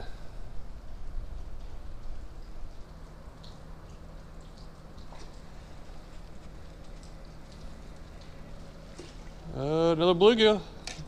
Well, this little bobber and Panfish Assassin deals catching these bluegill. As soon as I switch to it, I've caught 2. So maybe I can catch some crappie or find some more stuff.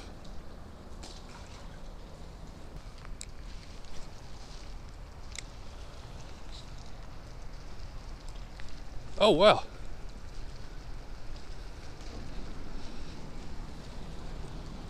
Another little bluegill. I moved to the other side of the bridge here. I've had some catfish bait out there and fishing bass lures and everything. Caught nothing. I caught 2 bluegill over there in like an hour and a half. First cast on this side, I caught a bluegill.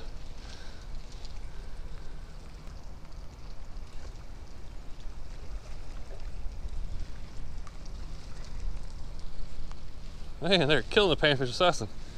There's 2 fat fish over here and like 3 or 4 casts.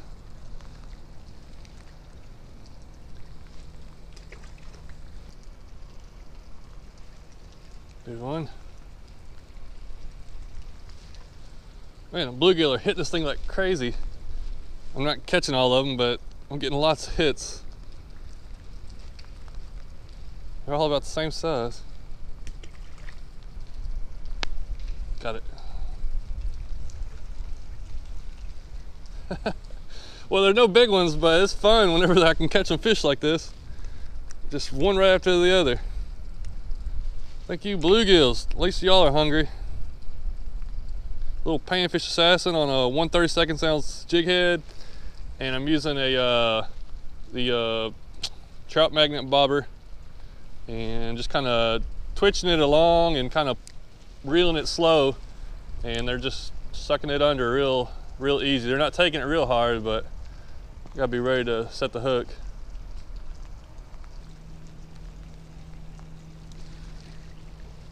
Well, there's a lot of bluegill over here, and they're all just hitting at this lure. Just keep pecking at it.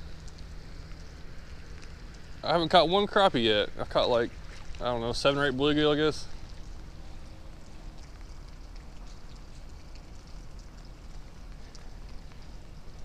What? Did I get one? Oh, I got something different. Well, there's something else in there. Little bass. All right, little, let's see what kind we got. Is that a spot or a largemouth? I think it's a largemouth. Yep, little chunky largemouth bass. Off the Panfish Assassin.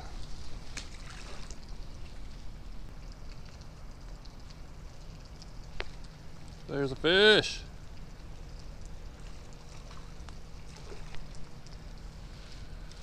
Another bluegill. The fish have been biting at this thing non-stop, keep getting hits. They even bit my tail off, but I'm still catching fish with it. Was this a fish? What is it? Uh-oh, we caught a crappie. There it is. First crappie of the day. No monster, but at least we caught one, or at least I caught one here. And been catching all kinds of bluegill. I kept thinking this is usually how you would crappie fish, I guess, or I've been told how to crappie fish with this like this, or this with a bobber, and nothing but bluegill. Didn't one little bass and finally a little crappie. Well, things are looking up.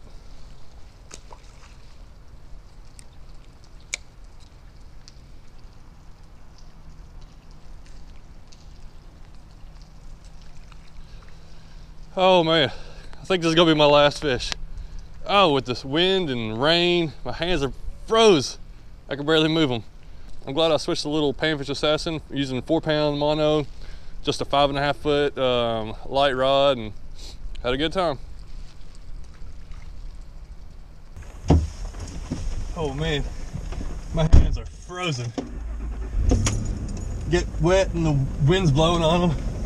Well, I can't say it was a bad day. It was cold out there and rough, but I was really surprised all those bluegill they were biting. I was getting a bite probably on every other cast, at least. Little bluegill pecking at it, and was able to land several of them. I probably fished for like an hour and caught 2 fish. Then I switched to the little Panfish Assassin, went strictly to it, went to the other side of the bridge, caught like 10 in like 30 minutes or so. But yeah, I can't take any more. I'm getting all kinds of little bites, but not landing them. So it's time to move on. But I learned something today. I learned a little bit more about some of this cold fishing, and I was surprised to see all those little bluegill out there.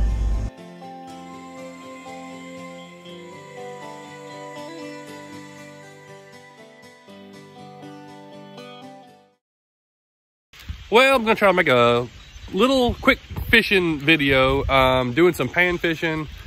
Just a small creek on the side of the road. Me and Chris over here, he's fished it several times. I've fished it a couple times, but you just kind of never know what you're gonna get, and the water's getting clear as it's getting colder. And I got something new I'm trying. I got 6-pound, it's the PC fin braid, and I got like an 8-pound, I think, or no, I got 6-pound leader line on it, 6-pound mono, or a fluorocarbon leader on 6-pound braid on an ultralight rod. And it's fun catching panfish on braid if you haven't done that, because you just feel that direct power. So hopefully I can get quite a few different fish out of here. Oh, you had one following. There's a little bitty one though.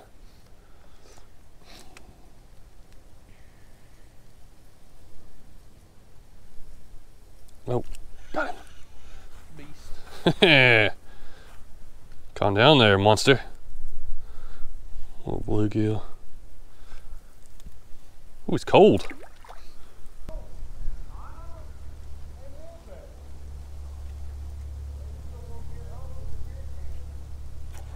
Oh, there we go. Hey, here's a redear. Fish number 2. I'm actually throwing a trout magnet around. Switched down size. These fish are really seem to be small and they're biting real hesitant. But I took the leader line, I broke it off. So I'm just throwing the trout magnet straight on 6 pound and a little redear.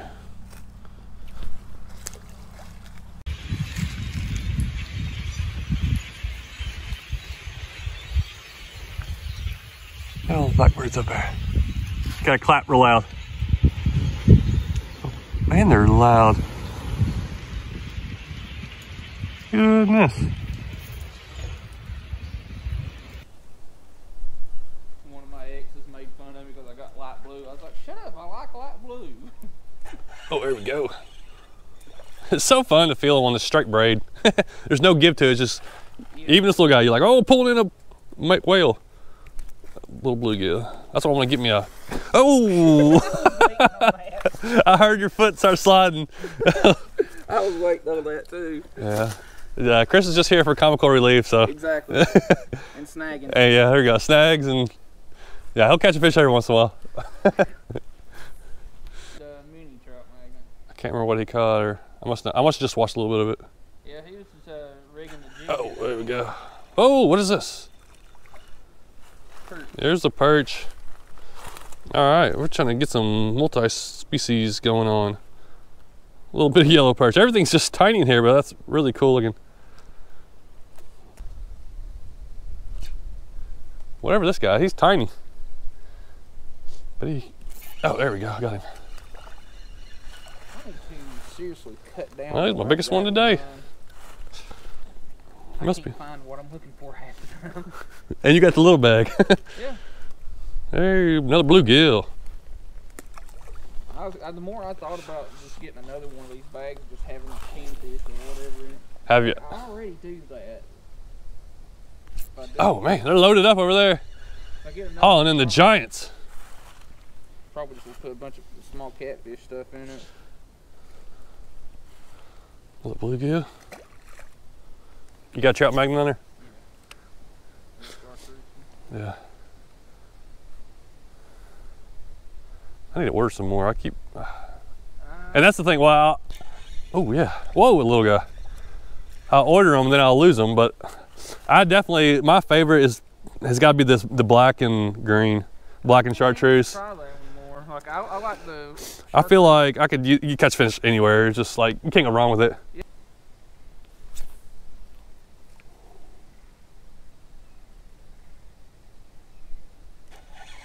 Oh! We got a slab. Hey, another species. There's a red breast. Oh, he's there. Throw a tiny little jerk bait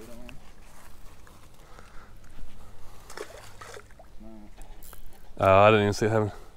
They had. All right, well I broke off, so I'm gonna change up to the what was that called? Root beer. Yeah. Root beer one, looking and see what it does.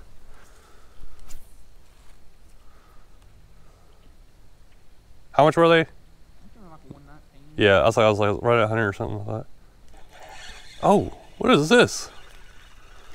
Going crazy. Oh, a big shiner. That is a huge shiner. Yeah, I know it.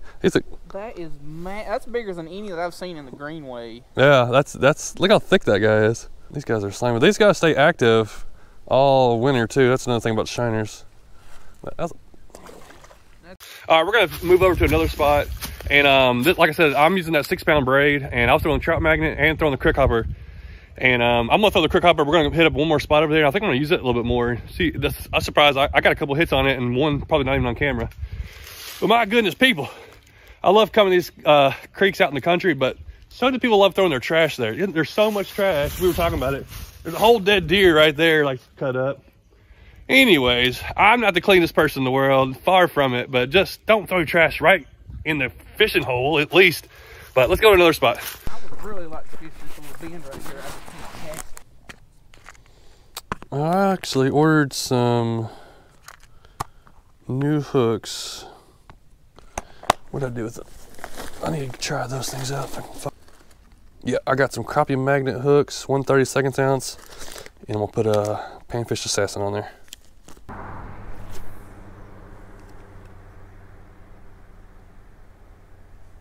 Wow, come on.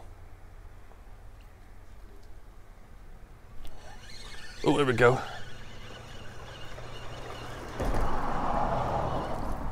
Red breast. Oh, nice one too. Is this where you caught that bass? Yeah, all through, like right here to that. Oh, where'd it go? Hey, another perch. It's crazy these perch are up in this creek like this. Like, See a spotted bass in here. yeah. This, you just never know what's in this type of creek. You think just bluegill, and can be all kinds of fish.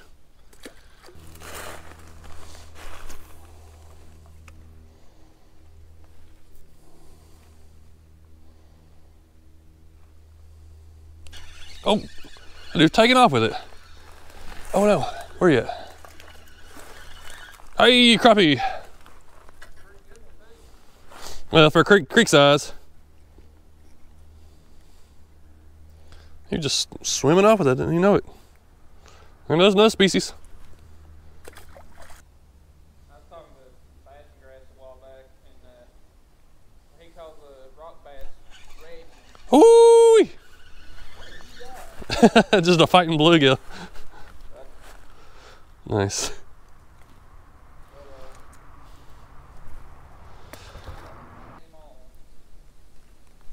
Oh, gotcha.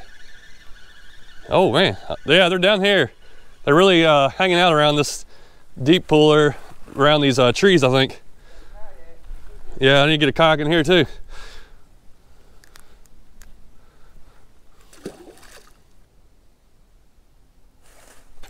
Oh yeah, I can't help it over there. Off that tree, there we go. Oh, flick slime in my face and jumped off. This right here is one of my favorite setups for multi-species, like just pan fishing. I love the size of the hook, 1/32 ounce jig head, and the Panfish Assassin, or like a Bobby Garland type lure, something small, little, that just anything could hit, from bass to crappie to bluegill or catfish, anything. So this right here is definitely a go-to setup, and I usually will use a leader, but it hasn't affected these fish at all. And this water's not super clear, it's a little murky, so, and these fish don't care. They're just looking to eat something, anything that comes in their way. And they're definitely eating. Oh, got him. Like that right there. They're just eating. The water's kind of cold too.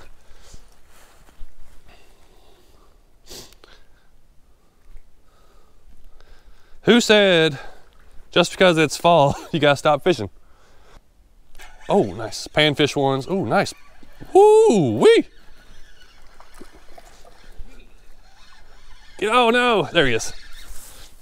You think they fight hard when you're using mono? You gotta use it on braid. On a braid on the ultralight rod, it feels so strong. That's a good red breast.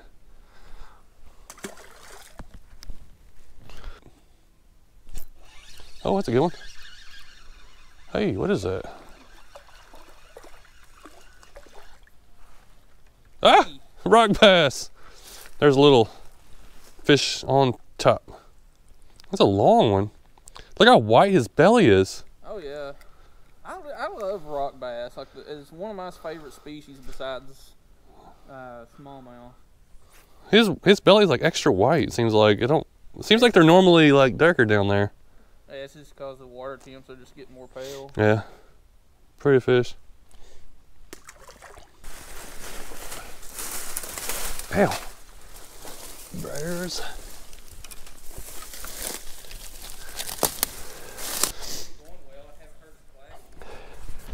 Still dry. Oh, that over there looks really good if I can get over there. It's a big old tree right here. All right, one more tree. And I'll be right on top of the fish, I think. All right, here we go. Probably scared them all off already. Got stickers all over me. A little, I don't know what, got all kinds of stuff on me.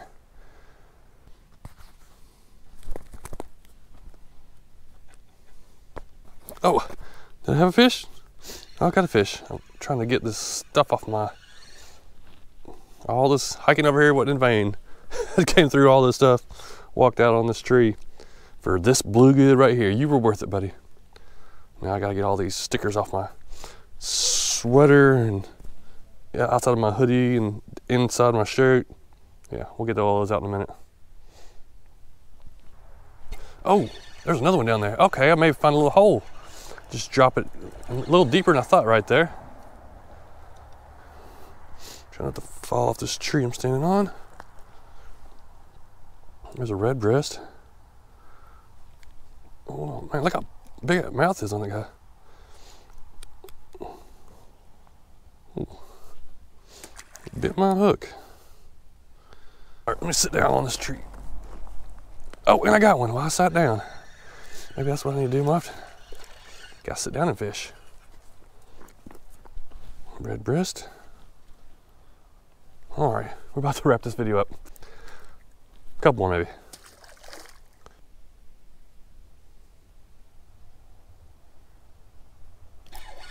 Yeah, gotcha. Colorful red breast. All right, I could probably stay here and catch a bunch more fish, and I might do it, but I'm gonna end this video and we're gonna talk about ultralight and braid.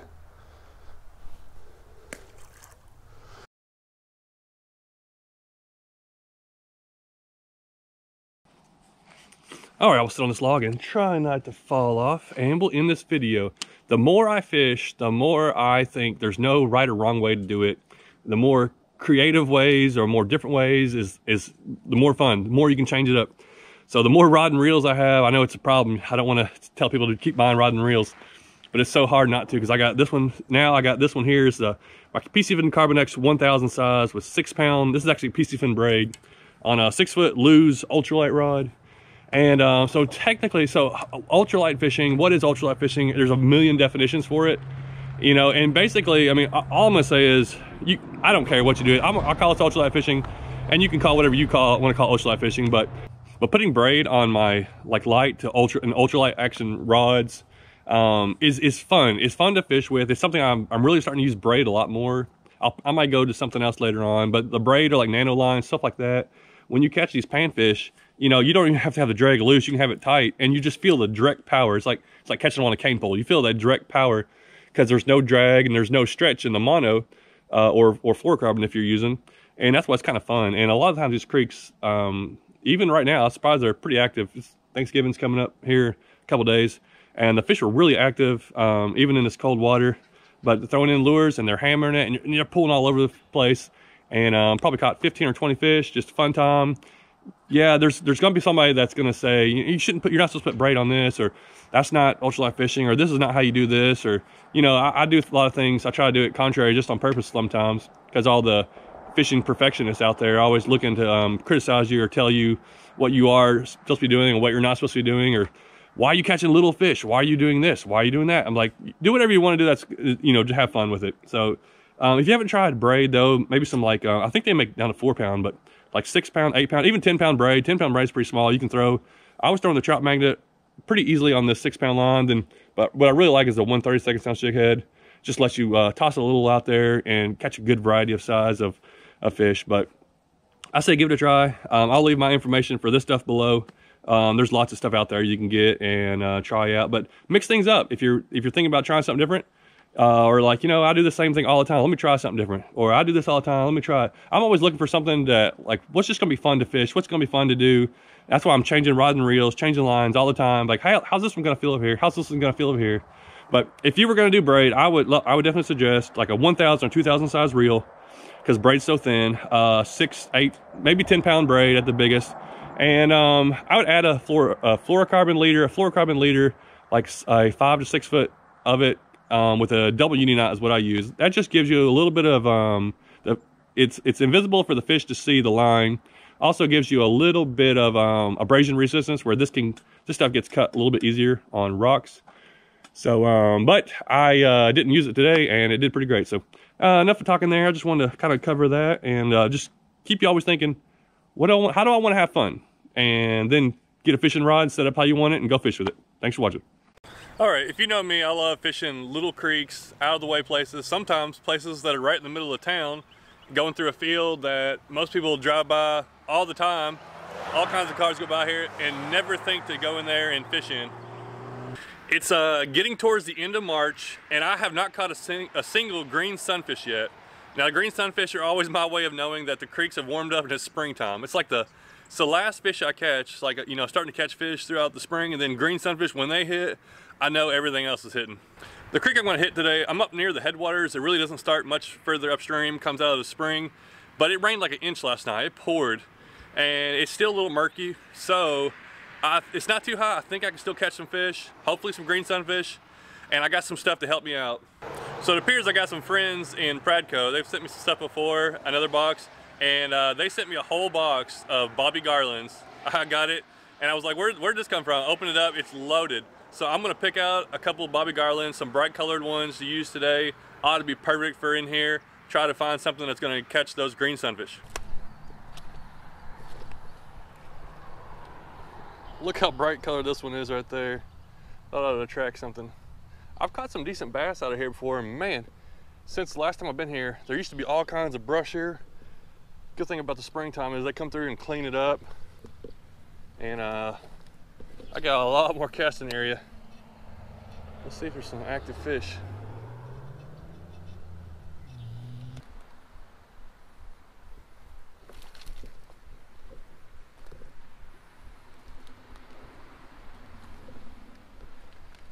Well, nothing yet. I've had a couple little hits. Just haven't seen the fish active. Maybe there's something up in this tunnel. Sometimes I'll catch some fish out of here.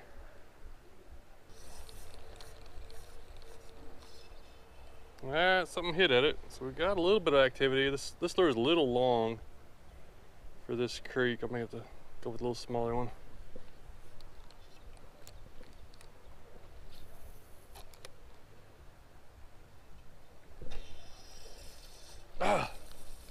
All right, back-to-back hits. It's getting their attention. I'm gonna do something. We're gonna pop this off here. Well, just pop the tail off. I think I need to get something shorter for this creek. It's definitely getting their attention, but I haven't seen any of the bigger fish. There's usually bigger bass and sometimes some bigger green sunfish. See if we can hook something. There's one. Oh, okay, we got a fish. And a red breast. Okay, well, oh, this thing is fat too. Nice, beautiful red breast. No green sunfish, but the red breasts are like, they get active. I start catching those, and then usually I start finding some green sunfish. So there's a good chance. We've gotten some hits, so there's a good chance we'll get something out of this area. All right, that was the baby shad swimmer mud dauber. Real bright colored, but these fish are just a little small, I think, for it. All right, let's go with sweet tea with lemon. Sounds like a good Tennessee bait.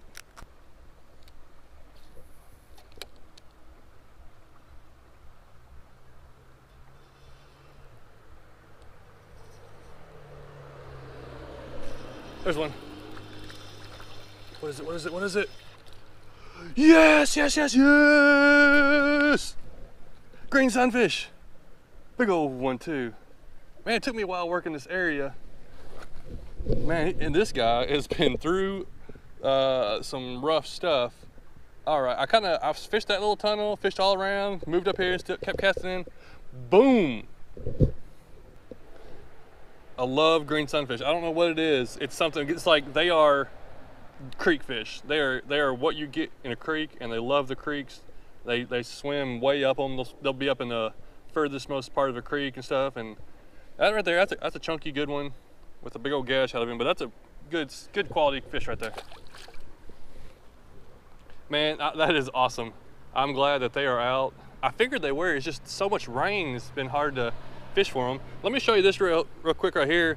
This, speaking of creek fishing, I love little simple fishing poles and reels, and not having to spend a lot of money on using something you can just, you know, go around and fish here. This little PC fin is a PC fin Flame 2000.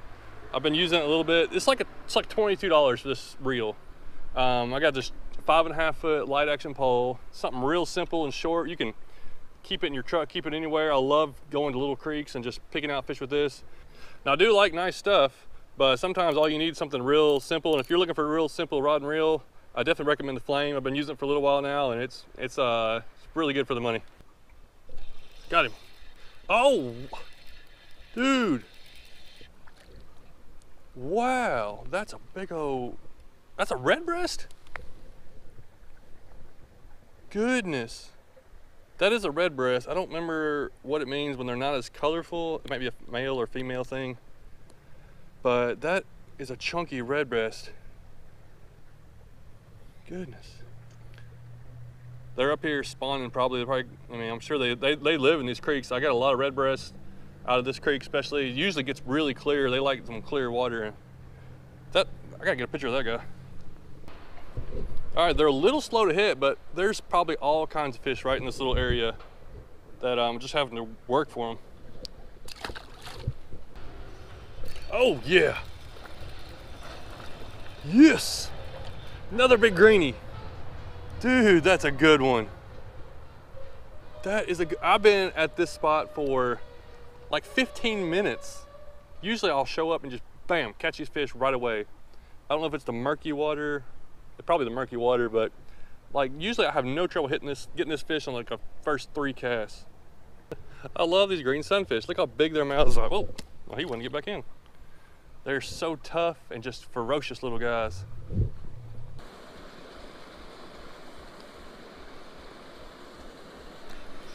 Going. All right. There'd be something else up here. Another red breast. Another probably pregnant, I guess, or fat with eggs there.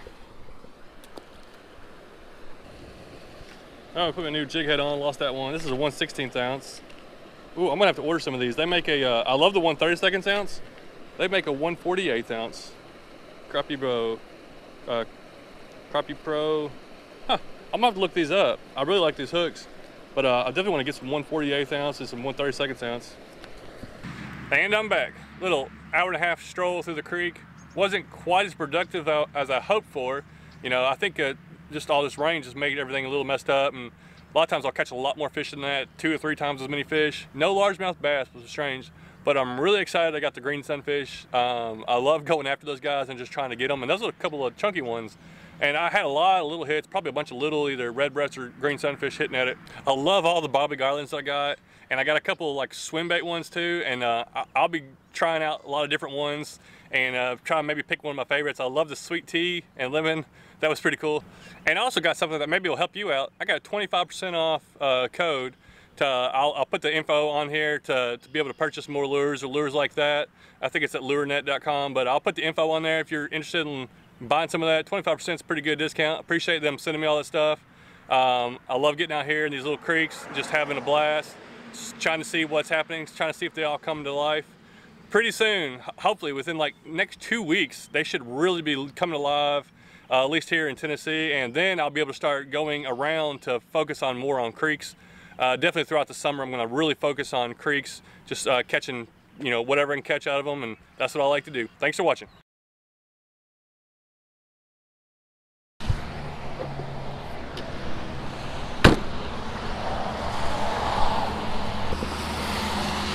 All right, I got one more place that I can usually find green sunfish up in this creek, but I gotta get it because it's about to rain right now. So I gotta get in here really quick before it floods. Ooh.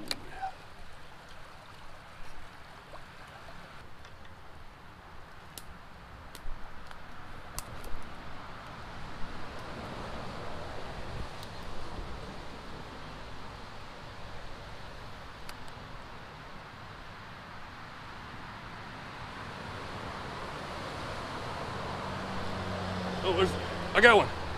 Yes, it is a green sunfish. All right, this is where I thought they'd be. This little spot here, it's like, there's a little creek that comes in and it goes under the bridge, but this little area, they always load up in there. I don't know why this little spot, but they're definitely really active. Man, the weather's really getting good. Hold on, hold on.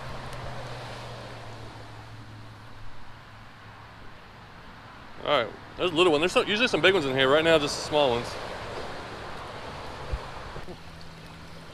All right, let me go on the other side of these tunnels. There's a little deep hole, and there may be some on there too.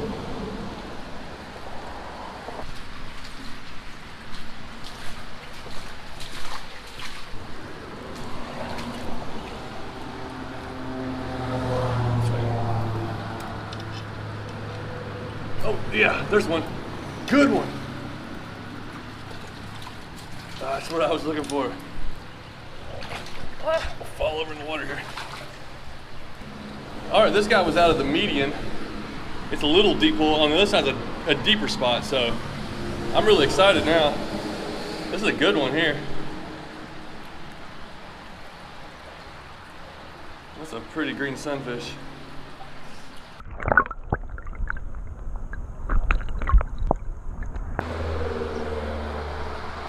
I see some little ones right here. There's some little guys in this little area. And when it floods all the time, up and down, so they really survive well in this kind of spot.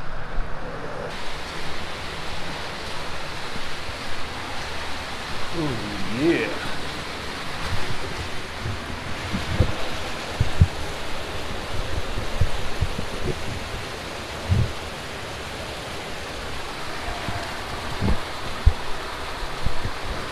This one's actually a lot deeper. Well, I guess because all the rain recently, everything's up, so there could be anything in here. There's a fish, I see it. Got him. Good green sunfish. They are definitely out and about. Pretty fish right there.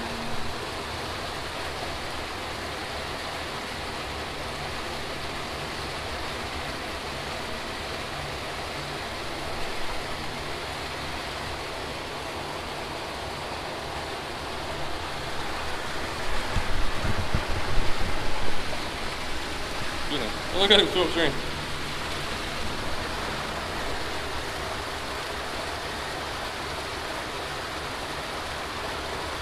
There's a fish. Pretty good one. Yeah. Man, this is where they were at for sure. He's dark looking.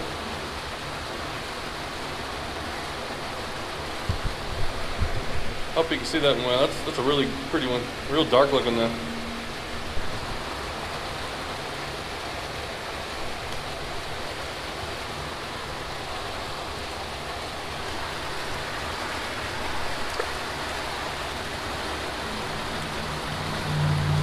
Got one. What is it?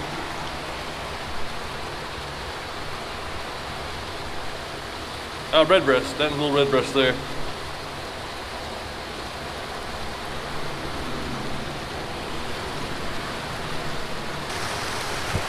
I'm gonna try staying on the edge here without falling in. If I can get some casts in here. Oh, yeah, there's a fish, little guy.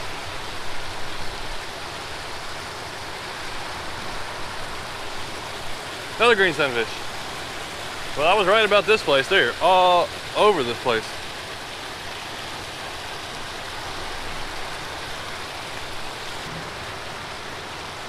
Oh, there's a good one. No, another little one.